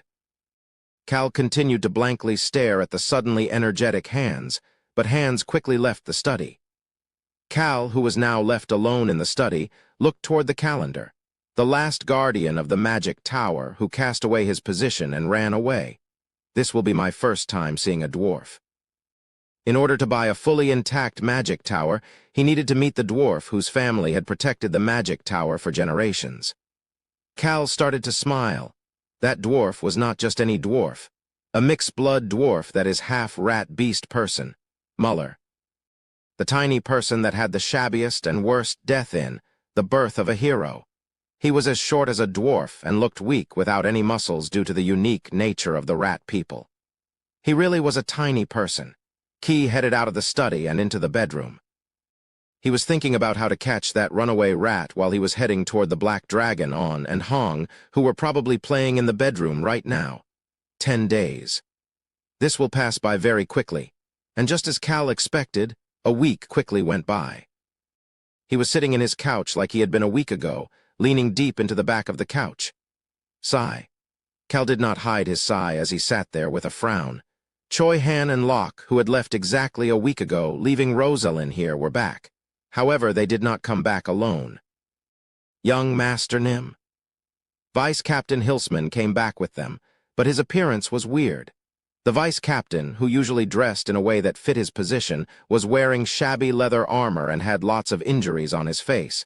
I told him to focus on the restoration of Harris Village. It felt like the vice captain had done some things in addition to what Cal had ordered. I have returned, young master. He didn't know the reason, but Cal still avoided Hilsman, who was speaking with admiration. However, he was not the only one who came back with Choi Han and Locke. Young Master Nim, we wanted to see you. Young Master Cal Nim, we're here too. Hello, young Master Cal. Have you been well? Cal could hear 10 children speaking at once. Mies, as well as the other wolf children, were innocently looking at Cal and smiling. However, the atmosphere around them felt very different. The children had bandages wrapped around multiple spots on their bodies. Something outside of Cal's expectations seemed to have happened in Harris Village. We came with Locke Hyung because you never mentioned when we should come back. Mies answered for all of them. Cal held back his sigh. Not telling you when to come was my way of saying don't come back. Cal could not tell the children who were already here to head back, so he just nodded his head and turned around to look at Choi, Han, and Locke. He gave an order to the 2 of them. Pack your bags, we will leave in 2 days. However, a response came from somewhere else. Yes, sir. A total of 11 people. The vice captain and the wolf children all energetically responded. It was like Cal was looking at a knight's brigade that had been training for a long time. Choi Han and Locke looked toward them with satisfaction. This was especially true for Choi Han, who was looking at them like he was looking at his students. Cal's expression became odd. It wasn't supposed to be like this. Chapter 67. Wasn't supposed to be like this for. That odd sensation continued until Cal arrived at the dinner table. All he said was one sentence. I will be visiting the Whipper Kingdom for a bit. Clang. The spoon in the hand of his youngest sister, the 7-year-old Lily, fell to the ground. Cal turned to look at Lily after hearing the noise only to see Lily with a pale face and the corners of her lips shaking. My teacher said. Lily didn't even think about picking up the spoon as she continued to mumble. The Whipper Kingdom is very scary right now and people die every day. The nobles have to hide and it is even hard to eat yummy food. You can't even sleep in peace. That is what my teacher said. Her emotions seemed to be getting stronger as she continued to speak. She then started to frown after looking toward Cal. You are not allowed to do that. Count Daruth cut Lily off and sternly answered. Cal looked toward Daruth with confusion. The Crown Prince had promised assistance during his travel to the Whipper Kingdom so that he could safely and stealthily get there. We will tell your family that you are doing my bidding. There's no need to tell them about the mages or magic tower or anything of the sort, right? Of course. Secrets are the best. I also only want my family and the Ubar territory liege to know of my travels. Naturally. I will have it all prepared. Crown Prince Alberu then immediately informed Count Daruth that it was a secret mission that he had tasked for Cal. Father, it is an order from His Highness, the Crown Prince. It doesn't matter. The good-natured and average-looking Count Daruth's face was extremely scrunched up in a frown. Cal looked around to Basin, who was stiff like time had frozen, and then to the only person who looked calm, Violin. She casually asked once they made eye contact, "Is this your own decision?" "Yes, I wish to go, Cal." "Yes." Violin put her spoon down and continued to speak. "You know it is dangerous over there." "Yes." Cal lightly agreed. However, it would be fine with Choi Han, the Black Dragon, Rosalind, and Locke. Even Hilsman and the 10 wolf children were passionately asking him to take them with him, so he didn't think he would be in danger at all. "Cal, just remember one thing. I am always worried about you, my son." "We all worry about you, however." Violan's gaze suddenly turned sharp. "We don't care about this kingdom at all." Wife, we need the kingdom to be safe for our family to be safe as well." Daruth stopped frowning and let out a fake cough. However, Violin ignored it and continued to ask Cal. "Is this your decision?" Violin asked the same question once more, and Cal immediately responded back. "I am a golden turtle."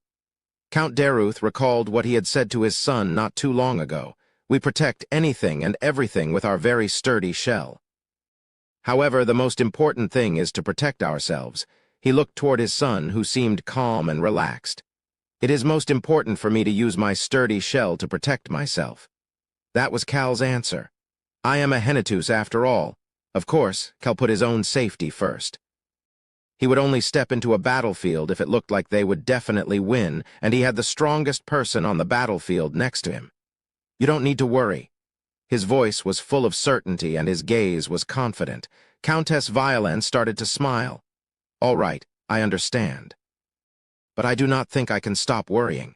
That is what it means to be a parent." There really wasn't a reason to worry, but Cal nodded at Violin anyways. Count Daruth kept his mouth shut as they restarted their meal.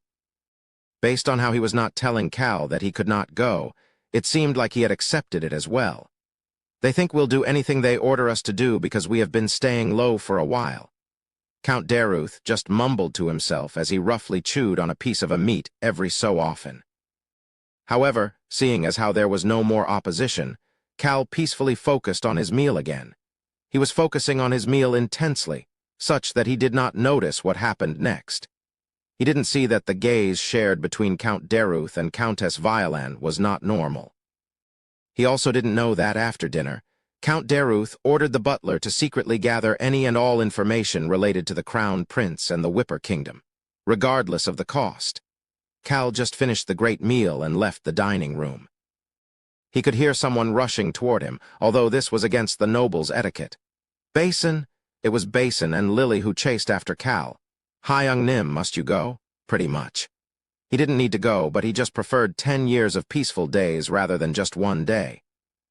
Cal continued to speak to his 2 quiet siblings. "Both of you need to focus on your studies and training. I can only go around like this because the 2 of you are here holding things down." Cal was always at peace knowing Basin would become the next liege of the territory, and Lily the commanding officer for the military. At least they wouldn't have the typical drama plot lines of the eldest son and the more talented younger son fighting for the successor position, nor something of the sort. Cal turned away from the siblings who were still just quietly watching him. He still had a lot to prepare. Cal started to walk away as he spoke to his siblings again. "I will bring you both some souvenirs from the Whipper Kingdom." Cal could not see that Basin and Lily's gazes were focused on Cal before exchanging glances with each other and nodding their heads. He had absolutely no idea that his younger siblings had already decided their future occupations. A few days later, Cal was happy that he was able to get on the ship at exactly the time he planned to do so. "Young Master Cal." Cal looked toward the source of the voice as soon as he got on the ship. "Young Lady Amaru?" Amaru quietly observed Cal, who was still just as relaxed as before. The Ubar Liege had already gotten on the same boat as the Crown Prince, so Amaru had ordered for them to prepare the largest and strongest ship as soon as she received the Crown Prince's order. "Young Master Cal, I hope that you return safely without hurting yourself this time." "I hope for the same as well." He had absolutely no plans to get hurt. Cal could see that Amaru started to frown like she didn't believe him. I do not understand why His Highness would send you to that dangerous place when you just finished your recovery. However, His Highness is probably sending you because it is you and he can trust you. Trust? The Crown Prince was not the type to trust anyone. Cal had no problem honestly saying that with a stiff expression. Really? I'm not so sure. He didn't seem to trust me much at all. Amaru raised her voice at Cal's bitter smile. Of course. Young Master Cal, if it means anything, I trust you. Ah, yes, well, thank you very much, young Lady Amaru. Seeing Amaru respond so fiercely, which was opposite her calm demeanor, Cal could not say anything else. He then started to walk again as they needed to leave on time. He had people he needed to meet. Young Master Ka. I'll be on my way now, young Lady Amaru. Amaru had some other things to say, but just closed her mouth. The image of Cal pushing back his red hair that was moving along with the ocean breeze was both refreshing and cool. Cal got on the ship with a relaxed heart after seeing that Amaru was no longer trying to hold him back. He got on the deck and could see that the village was very noisy with construction right now. Furthermore, some of the other whirlpools had disappeared, creating a safe path that was wide enough for a large ship. But the rest of the whirlpools are still the same. Cal turned his gaze back to the ship and started to sigh. Sigh. How did he end up with so many people, Choi Han, Locke, and Rosalind? The kittens On and Hong were shaking because they were on water yet were adamant that they would come with him. Hans, who was next to the kittens. Finally, Vice Captain Hilsman, who was completely pale because he was on a ship, Beecrox, who was observing Hilsman silently, and the 10 wolf children next to him. If I get hurt with all of these freaks around me, that would be very surprising. Someone might even think he was trying to go destroy a kingdom right now. I like the smell of the ocean. Why would he fear anything? Especially with the black dragon coming along as well. Cal gave an order to the group, who were all looking at him. Let's go. Boo-woo-woo-woo-woo-woo, the horn sounded their departure across the Ubar Sea. The ship was disguised as a trade ship. Well, that wasn't really a disguise. It is a trade I am making after all. But it will naturally not be a fair trade. It would be very beneficial for Cal, but unfair for the other party. Human, do not smile like that. You look like you are going to scam someone again.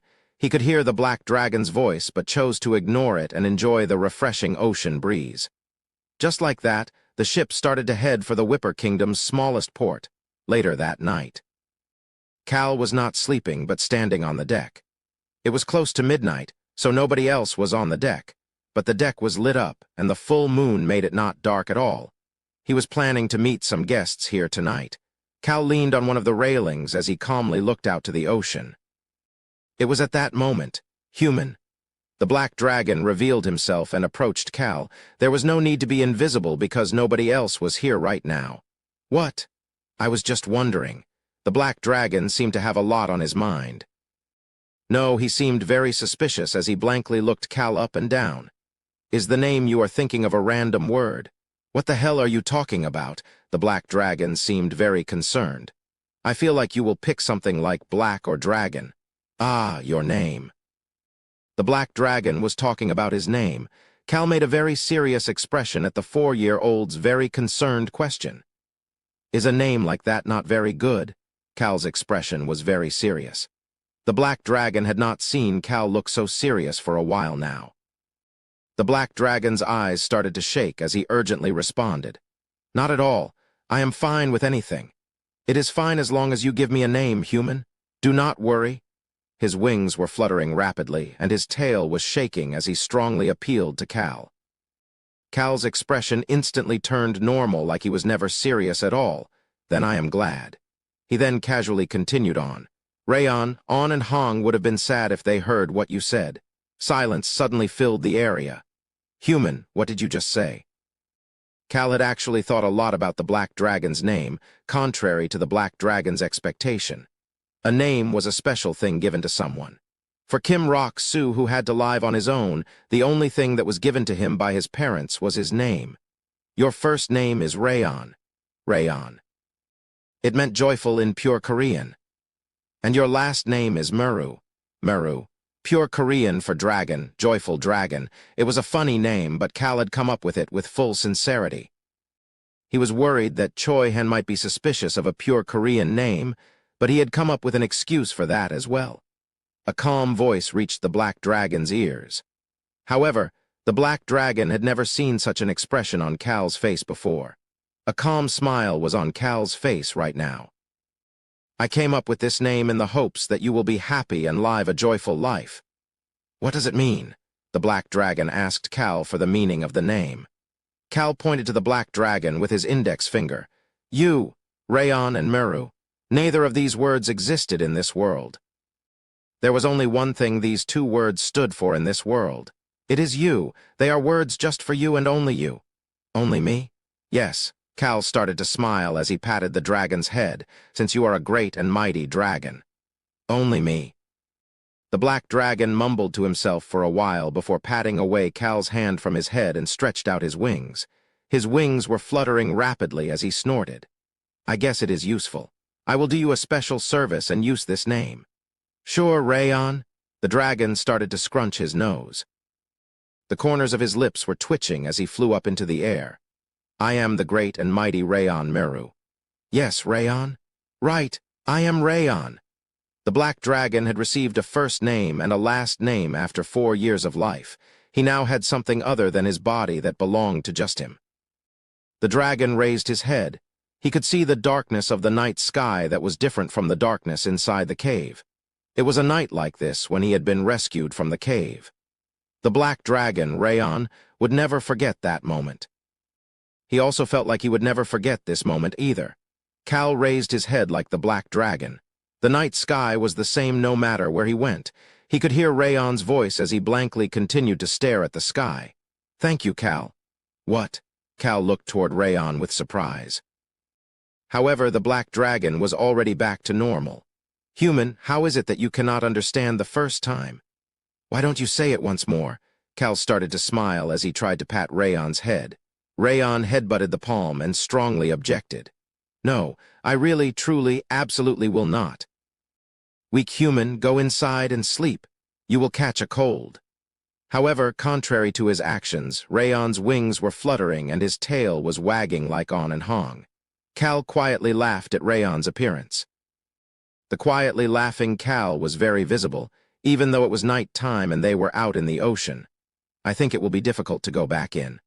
Why is it diff? Rayon suddenly stopped talking before looking out into the ocean. He was looking at a spot far from the ship. Splash, the water parted as a large existence slowly showed itself. It was a whale. It was at that moment. Cal Nim? Someone urgently shot out from inside the ship and was rushing toward Cal at a very fast pace. It was Choi-han. Choi-han had a worried expression as he inspected the existence that was slowly revealing themselves. He then turned to look at Cal and approached him. It was then that Choi-han could see it. Cal was waving at him to go away with a very annoyed expression. The dragon Rayon then scoffed at Choi-han and started to speak. They are not enemies. What? Choi-han turned to look back at the ocean. At the same time, Cal stopped leaning on the railing and bowed his head toward the ocean. It was not just one whale. There were 3 whales coming to them. The guests had arrived. One was Watira, the humpback whale. The other was a killer whale, and finally, I greet the Whale King. Cal greeted the largest of the 3, a humpback whale, the Whale King, Chapter 68. Wasn't supposed to be like this 5. The large whale eyes of the Whale King, Schickler, moved toward Cal. Cal was smiling. What a strong pressure. Schickler was the king of the ocean. He had a presence that could not be compared to the king of a kingdom that oversaw a small region of the western continent. That was why Cal was starting to smile even more. Schickler's pupils started to cloud as he began to smile. Cal stepped back a bit and opened up his arms. How about we have our discussion above the deck? PSSSSSSSSSSSH. Water vapor filled the air as 3 individuals quietly approached the ship. Tap, tap, tap. The 3 people gently landed on the deck. Cal could hear Rayon's voice in his head at that time. Dragons are much more beautiful and glorious. Cal understood Rayon's feelings and patted his head. These 3 pure-blooded whales were extremely beautiful. This one is completely stiff. Choi-han had stiffened up after seeing the whale tribe people. Cal followed Choi Han's gaze and looked at each of the three people in front of him. The future whale queen, Watira. She was the same as usual, the killer whale with white hair. This man was probably Archie, the greatest warrior of the whale tribe. He had an important role in the whale tribe arc in the novel. He was the one who beat Locke up in the novel, and he was someone who was violent with a bad personality. However, his loyalty was quite strong. It has been a while since I've come down to the Southern Ocean. This old yet cool voice made Choi Han turn his head. Schickler, the whale king, had a gentle smile on his face. He was the most handsome, middle-aged man in the novel. The author seemed to have put his soul into this character, as the novel took 4 lines to describe Schickler's appearance. I can see why the author did that. But it wasn't like your appearance would feed you. Cal just needed to take in what he needed to take in. The South is much warmer, isn't it? Schickler's pupils started to cloud. He is just as Watira described. His daughter, Watira, had said that Cal was a weak yet strong person. As she mentioned, he was the weakest person on the deck but had no issue being confident. The South is good as well.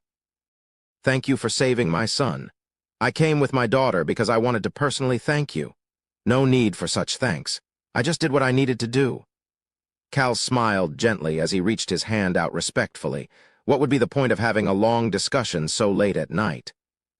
Since we are both busy people, shall we get right to the point? Sure, but you see, Schickler let out a small sigh. Cal did the same before reaching his hand out. Choi Han. Tap. Cal put his hand on Choi Han's shoulder. Schickler did a similar action. Archie. For some reason, Archie and Choi Han were staring at each other. What beef would 2 people who had met for the first time have with each other? Cal put some strength into the hand on Choi Han's shoulder, and Choi Han looked toward him. Choi Han was mesmerized by the whale tribe's beauty a moment ago, so what would have made him so angry? This ship would sink with a single slash of his sword if Choi Han started to fight on the ship. What is it? Cal Nim. Choi Han bit down on his lips. At that moment, someone gave Cal the answer. As usual, it was the Black Dragon, Rayon.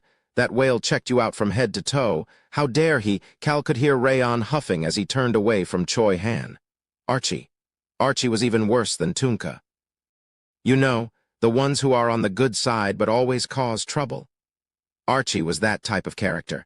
He was someone who only pledged his allegiance to Schickler and did not even care about anybody else, including other members of the whale tribe. He was the troublemaker of the whales. Cal finally made eye contact with Archie. Cal held back his groan. Archie really was looking at him with vicious eyes. Why was this punk acting like this? However, the answer was pretty obvious, probably because I made Schickler personally come to meet me. Archie didn't care about the fact that Cal had saved Schickler's son, nor the fact that he helped out the whales with the mermaids.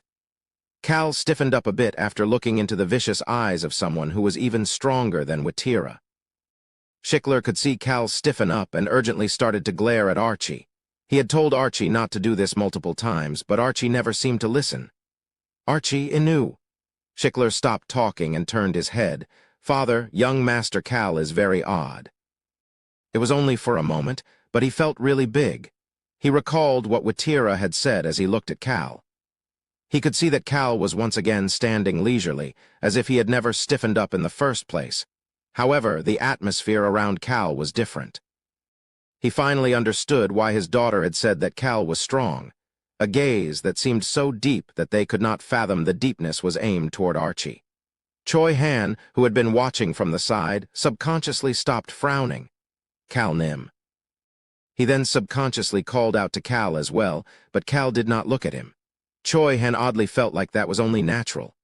Cal's gaze was dominating and only looked forward. The atmosphere around Cal also captured everyone's attention. It was different from a strong pressure. It was gentle yet firm, making it difficult to approach. It was because Cal was frowning. My body is responding on its own. The vitality of the heart responded to the pressure from Archie, making a bit of the dominating aura come out as well. The 2 powers working together made it possible for him to escape the strong pressure from Archie. Cal slowly started to speak.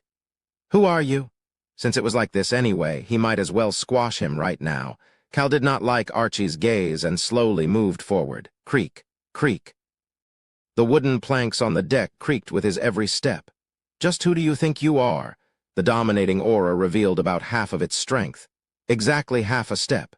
Cal stopped in front of Archie and asked in a blunt manner, "That you dare to stare at me like this?" Archie could not speak.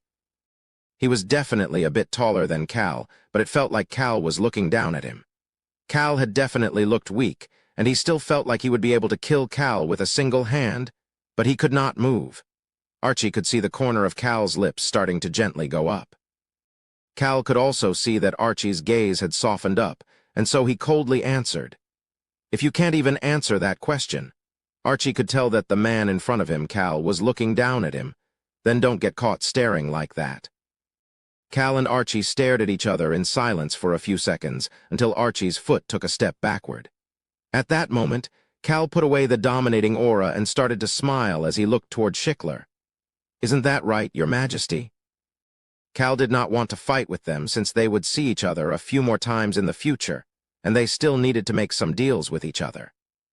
That was why he had only used half of the dominating aura and was now looking toward Schickler with the brightest smile he could muster. "Indeed." Schickler answered after a few moments and grabbed onto Archie's shoulder with a very strong grip. "Apologize and introduce yourself." Cal knew how Schickler had domesticated the troublemaker Archie. He beat him up. He beat up him so much that the entire ocean seemed to be filled with dust. He really beat him to a pulp while saying that a beating was the best medicine for a troublemaker.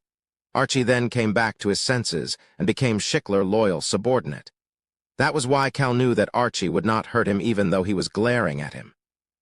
Cal could see Archie bowing his head without looking at him. "I apologize." It was a very quiet voice. He really didn't want to apologize, at least that was what Cal thought as he glared at Archie.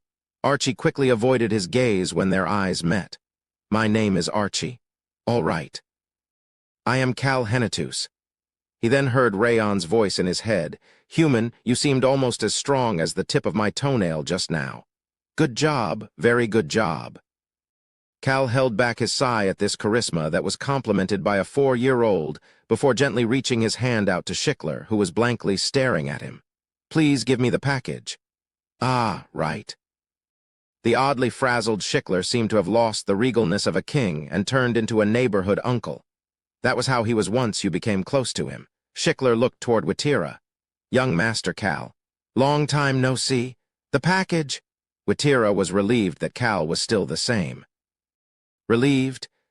She was shocked for a moment, but calmed herself before handing the package over.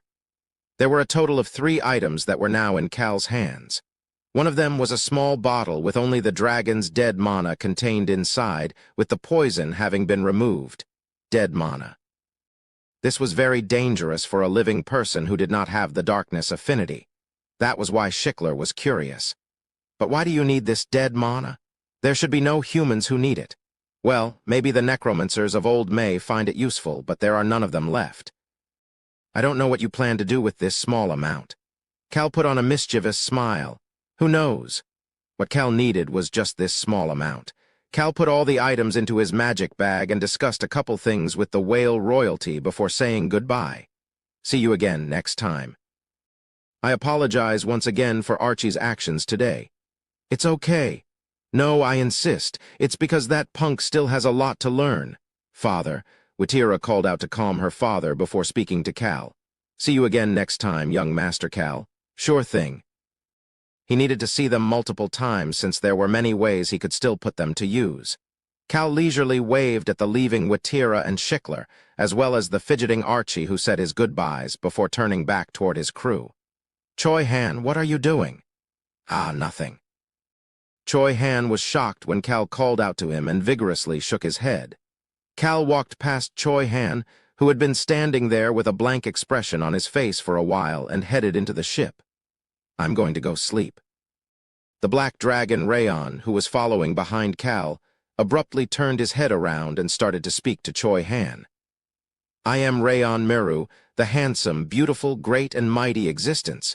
Remember that." Choi Han stared at the extremely excited dragon before observing Cal, who was his usual relaxed self.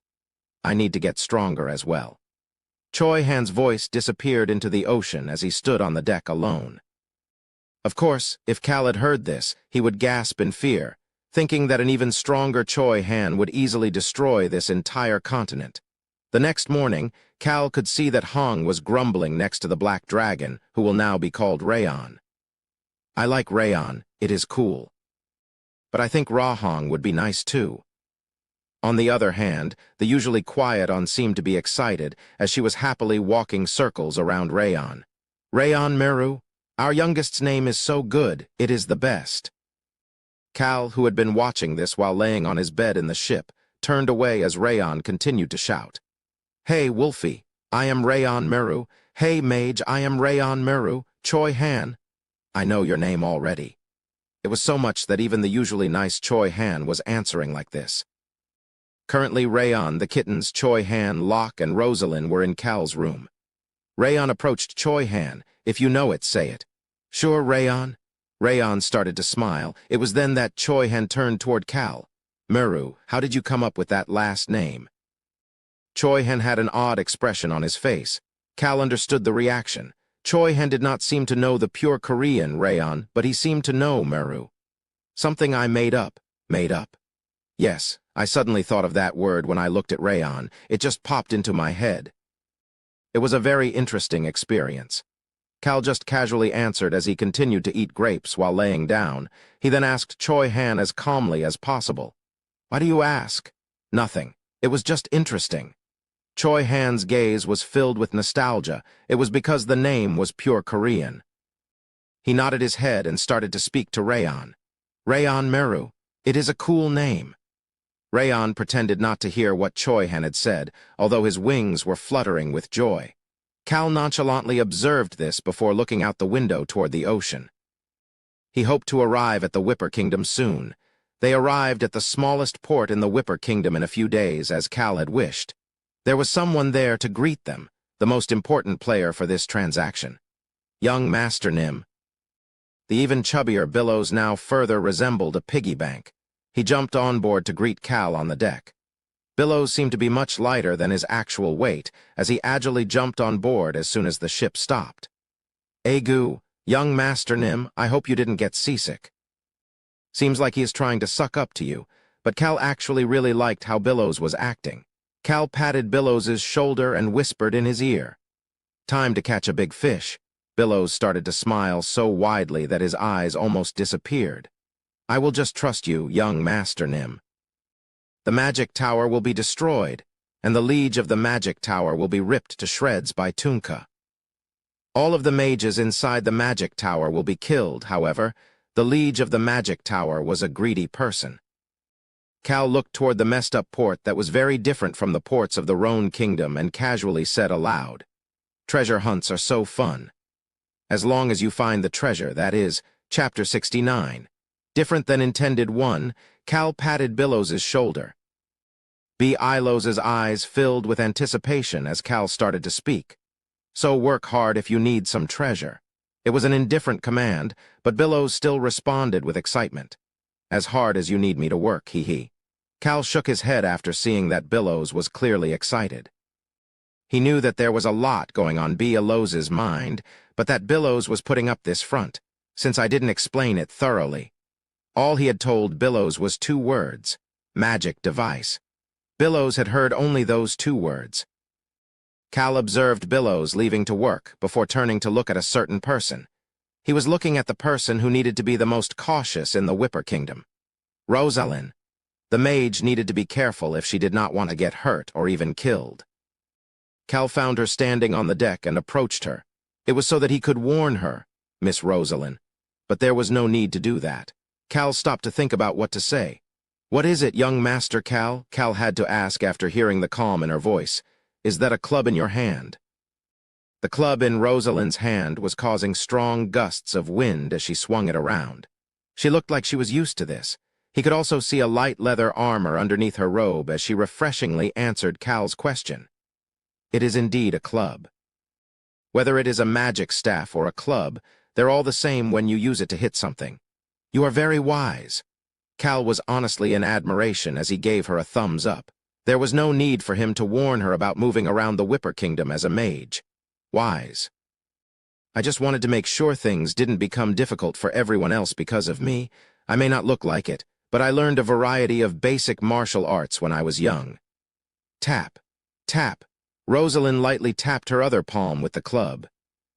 As part of the royal family, especially as the eldest child in line for the throne, she had learned self-defense as well as some other basic martial arts. Her gaze suddenly became chilly. I also wanted to take a look at this place with my own eyes. Cal started to smile. Rosalind, the liege in charge of the new magic tower in the future, was a very just person like Choi Han. That was why she was able to grow together with her party members. However, she also had a definite goal as well as a cold rationality. The Whipper Kingdom would give her some complicated feelings, as well as an opportunity to learn. Cal followed Rosalind's gaze to look toward the port. This was the least destroyed port in the Whipper Kingdom because it was the smallest one, and because the regular citizens used it quite frequently. However, there were not many ships going in and out of the port, and the faces of the people getting off of the few ships arriving were very gloomy. However, the faces of the people living here were bright. Many of the citizens who were treated like slaves at the magic tower live here. Cal could see pillars of black smoke in the distance. Civil wars always left behind destruction in their paths. Young Master Nim, we can move now. The carriage is prepared. Great. Cal nodded at Billows's statement and got off the ship. He started to speak after taking his first step into the Whipper Kingdom. It doesn't smell that good. Cal sniffed the musky smell of the burnt and destroyed buildings as he headed to the residence Billows had prepared for him. He started to speak to Billows once he got to his room. You prepared quite well. Cal complimented Billows, who had prepared the quietest residence by the port, a carriage with the Flynn Merchant Guild crest, as well as all of the other tiny details. Billows shrugged his shoulders as Cal asked one more thing.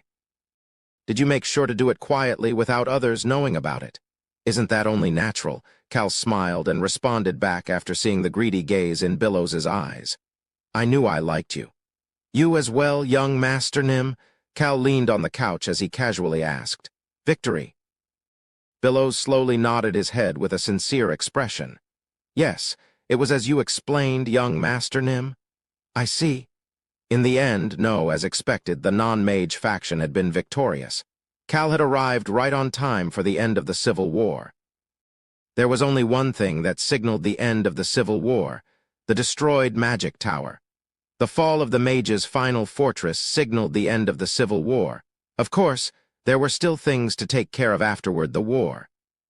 That non-mage faction was wilder than I had expected. Billows started to frown as he described the Civil War. They seem like they are not afraid of death, and like they are only focused on killing mages. Billows's shoulders shook a bit as he tried to recall how it looked before the Civil War compared to the current situation. These 2 periods of time were the best time for him to make some money. However, he had seen much more than that. They were especially scary whenever the citizens with magic resistance showed up in large numbers or took the vanguard. The biggest influence in the battle between the mage faction and the non-mage faction was this: magic resistance. These citizens with magic resistance were slowly born through the generations, and the fact that there were only a few of them, as well as the fact that they could not learn any magic, made their lives difficult in the Whipper Kingdom. However, these citizens with magic resistance were born in large numbers during this generation, which ended up becoming an advantage for the non-mage faction. The citizens considered this as a sign from nature that they were to kill those arrogant mages who believed they could rule over nature with their mana. This is especially true for the person named Tunka, the one in charge of the non-mage faction. Cal was just silently listening. That man and his direct subordinates really seemed to move based on instinct. I saw him just once from a distance, and he was pulling a mage's neck off with his bare hands. You don't know how terrifying that was to witness. Sigh. Billows let out a sigh as he shook his head. I couldn't even sleep properly that night. Just thinking about Tunka and his direct subordinates still makes me feel sick. Billows had made up his mind to absolutely avoid those people. It didn't feel like he could communicate with them. Thankfully, the staff around Tunka were smart and easy to talk to. It must have been very cruel. Billows wildly nodded his head at Cal's short response. Yes, it was very cruel. The corpses of those mages who were torn to shreds while they were still alive are hanging outside all of the castles. However, Billows did not say that that was bad. Well, I'm sure even that is not enough in the Whipper citizens' perspectives. Billows understood how they were feeling. Furthermore, as someone who was making money off of the Civil War, he was not in the position to say either side was good or bad. But, young Master Nim, what is it? Billows started to smile as he asked Cal a question. Cal's response felt cold, but Billows did not budge. Where are we headed to now? Billows was very curious about their destination, as well as what the treasure was. He could see Cal, who had been quietly listening to everything he had to say, start to smile. This smile filled Billows with anticipation. Cal then started to speak, to meet Tunka. Excuse me? Who? Billows thought that he had heard wrong. The fact that he had not been able to sleep properly for a while may have affected his hearing. Cal continued to speak while looking at the confused expression that he had seen for the first time appear on Billows's face. We are going to the magic tower. What? There were many reasons Cal had selected this very small port. It was the closest port to the magic tower, one out of the battle areas, and one where many of the citizens still lived. Cal leisurely continued to speak to Billows, who had a blank expression on his face but seemed to be thinking about a lot of things right now. Just trust me. Billows opened and closed his mouth a few times before jumping up and heading over to the cabinet in order to take out a bottle of alcohol. He then started to chug it, and only stopped after emptying about half of the bottle into his mouth. I will trust my instincts. And what do your instincts say? Billows took out a new bottle and handed it to Cal. My instincts are telling me to follow you, young Master Nim. Cal took a gulp straight from the bottle. You have pretty good instincts. It is perfect for a merchant. Cal seemed to be very relaxed. Billows clenched onto the bottle in his hand as he looked past Cal's shoulders and out the window. Although the official civil war was over, there were still screams throughout the Whipper Kingdom as all of the mages were not caught just yet. Madness, despair, sorrow, these were all still plentiful in the air. This tastes great. Billows decided to follow his instincts even more after seeing Cal so calm. A few days later, Cal stepped out of the carriage with the Flynn Merchant Guild crest. There were 3 more carriages behind him as well. Young Master Nim, this is as close as we can get to the magic tower in a carriage. Cal could see the destroyed magic tower in the distance, but it was much less destroyed than he had expected. He really kept his promise about not destroying it much. Tunka had listened to what Cal had said. It is a beautiful magic tower. Billows seemed to be in a daze next to Cal. At that moment, Cal took someone out of his pocket and showed a small corner of it to Billows. Gasp! Billows let out a gasp. The golden plaque. He only saw a bit, but that was definitely a golden plaque. Billows's gaze instantly changed. Young Master Nim, I respect you very much. Cal just ignored Billows as Ainz approached him. Young Master Nim, what do you plan to do now? Ainz asked what Cal was going to do as he looked around. They were currently around the entrance of a base that was created in front of the magic tower. They could see lots of huts and houses. In fact, it seemed more like a village than a base based on the size. They could also see uniquely colored people as well. They were the citizens of the Whipper Kingdom. There were also other odd people as well. This made Ainz's eyes start to quiver. MMPH. He then subconsciously covered his mouth with his hand. There were people who looked like warriors, but they were covered in blood and chopping up some corpses. They could tell that the corpses were wearing robes. These were all corpses of mages. Behind the corpses were the chopped-off heads of the mages rolling on the ground. The scent of blood and rotting flesh overwhelmed Ainz's nose as he started to hear the sound of corpses burning behind him. Take a break if it's too much. Ainz turned to look at the calm Cal and realized that everybody else around him was composed. Even Mies and the children, whom he recently learned were wolves, were calmly observing the situation in front of them. Ainz. Yes, young Master Nim. This is a battlefield. Ainz could feel the weight of those words. At the same time, he clearly looked into Cal's eyes that were coolly observing the entire battlefield. Chapter 70. Different than intended too. Cal indifferently observed the tents, warriors, merchants, and other people moving to and from the camp.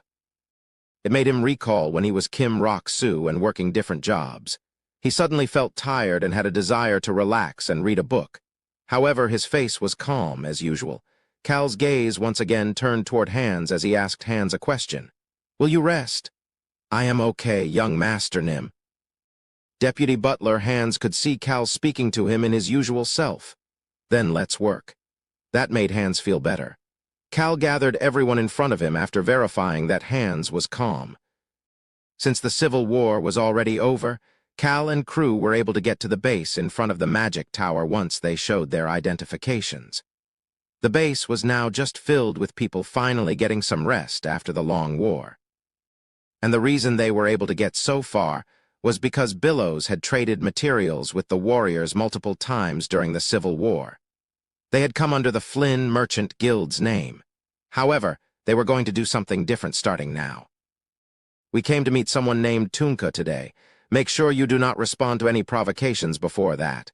Choi Han, who had been quietly listening, started to speak. "Who is this person named Tunka?" "Ah, that Bob guy from before is Tunka. Bob is an alias." Cal just casually responded to Choi Han as he turned to look at Billows. However, he was able to hear Choi Han's quiet mumbling as he turned. "So it is him." "Huh, it is nothing." Choi Han responded with a calm expression, so Cal just let it go as he started to speak to Billows. "Billows, you said you could get to the tent with the chiefs?" "Yes, however, only about 6 people, including myself, can go. It seems like you made quite a bit of money." The fact that he was able to have conversations with the chiefs symbolized that Billows had made a lot of money through the Civil War. Billows just smiled and did not say anything else. At that moment, the invisible Rayon started to speak in Cal's mind. "Funny. Now what?" Cal started to frown. "I have a feeling that something entertaining will happen." "Feeling?" Cal got the chills and caressed his neck as he ignored Rayon's words. He then quickly selected the 4 people who would go with him. Choi Han, Locke Hilsman. Cal made eye contact with Rosalind. She had not said anything after looking around the residence once they arrived. Cal wondered whether she was angry about the death of her fellow mages. However, what Cal saw in Rosalind's eyes was the gaze of a royal princess. Rather than getting angry because of the deaths of the mages, she was thinking about the stupidity of the Whipper Kingdom's royal family for keeping things as is until the citizens rebelled like this. "Miss Rosalind, you'll be coming, right?" Rosalind fixed the large club over her leather armor as she answered. Yes, the people who would go with him had been decided. Cal decided to leave the rest to Ainz. "We will go somewhere quiet and stay there. I will keep everyone safe." Cal could see On and Hong snorting at Deputy Butler Ainz's words. At the same time, they were asking Cal with their eyes, "When will we go to the magic tower?" Cal responded back with a gaze. "Just wait a bit. They will soon be able to get to the location for the kittens to run wild. Let's go." "Yes, sir." Billows put on a large necklace with the Flynn Merchant Guild crest on it and took the lead. Cal followed behind him. As soon as they entered into the base, they could feel multiple sharp gazes falling on them. Just look forward. Everyone looked forward like Cal said. The non-mage faction was made of citizens, knights, and the magic-resistant individuals. Cal's group stood out like a sore thumb amongst the faction members, who were all covered in blood. Cal could see the non-mage faction members in front of him as well. I guess they haven't had enough. They wanted war. He could feel the madness and chaos in the air around him. Cal recalled how Tunka had taken control of the Whipper Kingdom royalty and made them his puppets before rushing to fight with the Queen of the Jungle and the Empire. He took the time to look at the soldiers under the command of a tyrant like Tunka. They did not come up to provoke them or fight with them. They were just mesmerized by Tunka, who they instinctually feared. However, none of them backed away either. They just continued to viciously stare at Cal, who looked like a noble. "We are here." Billows stood in front of a tent. It was not very deep in the base, as Cal had expected. It was only a bit away from the entrance. Honestly speaking, the chiefs... Billows. Cal cut Billows off because he knew what Billows was going to say. The non-mage faction thinks that they destroyed their rationality. But in reality, a different kind of rationality had exploded in its place. Are only mages smart? Are they the only educated ones? No. There were many others who were educated as well. The scientists had come under Tunka because they were tired of being suppressed by the mages. They hate magic even more than Tunka does. You could just consider them to be crazy. It is even scarier when smart people go crazy. Contact them. Yes, sir? Billows approached the largest tents in the chief's section. A warrior approached him to guide him and watch him. The chief's tent. There were many more warriors here than the other areas. It was interesting that Tunka had no problem throwing away weak warriors, but were protecting these chiefs. That is why he couldn't become a real hero. Cal ignored the sharp gazes of the guards and waited for Billows to come back with the chiefs. He just needed to ask them to meet with Tunka, and they would probably welcome it with open arms. However, why does my neck feel so cold? Cal looked around to see what might be causing this odd feeling. Billows was taking longer than he had expected. It should not take this long to come back with a single person. Human? Rayon's low voice rang in Cal's mind as the entrance flap to the tent Billows entered started to move. It looked like a large person was trying to run out. No way. Suddenly, Choi Han, who had been standing behind Cal, stepped in front of Cal with a stiff expression.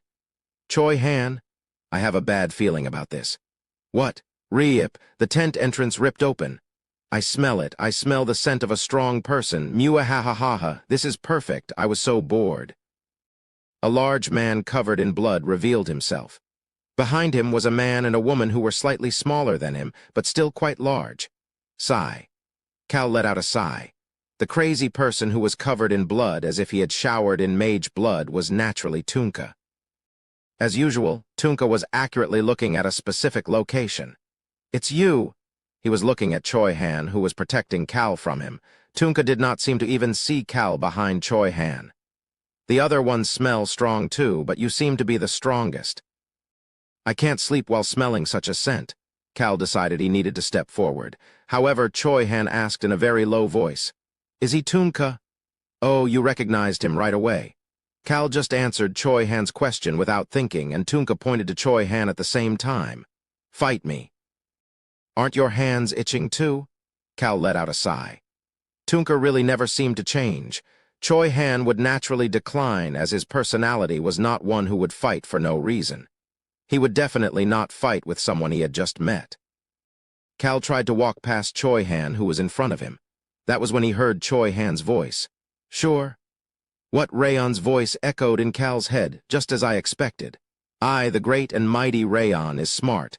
Contrary to Rayon's excited voice, Cal started to frown. On the other hand, Tunka licked his lips after seeing the way Choi Han was glaring at him. He only had Choi Han in his eyes and did not see anybody else. Choi Han had the strongest scent here. It was the same scent that made him think of the whale people who were staring back at him in the Ubar territory. Kekek, yes, I like that type of gaze. Tunka was excited. He felt like he could have a physical fight, one that did not rely on crap like magic. Choi Han put his hand on the hilt of his blade after seeing the madness in Tunka's eyes. He was calm, but his gaze seemed like it wanted to chop Tunka in half. Screech. A part of the blade came out of the scabbard. It was at that moment. Squeeze. Choi Han felt a strong grip on his shoulder and suddenly got the chills. He had felt this once before. It was the same pressure that caught everyone's attention when they were with the whales. A quiet yet emotionless voice reached Choi Han's ear. Choi Han. Cal was looking at him.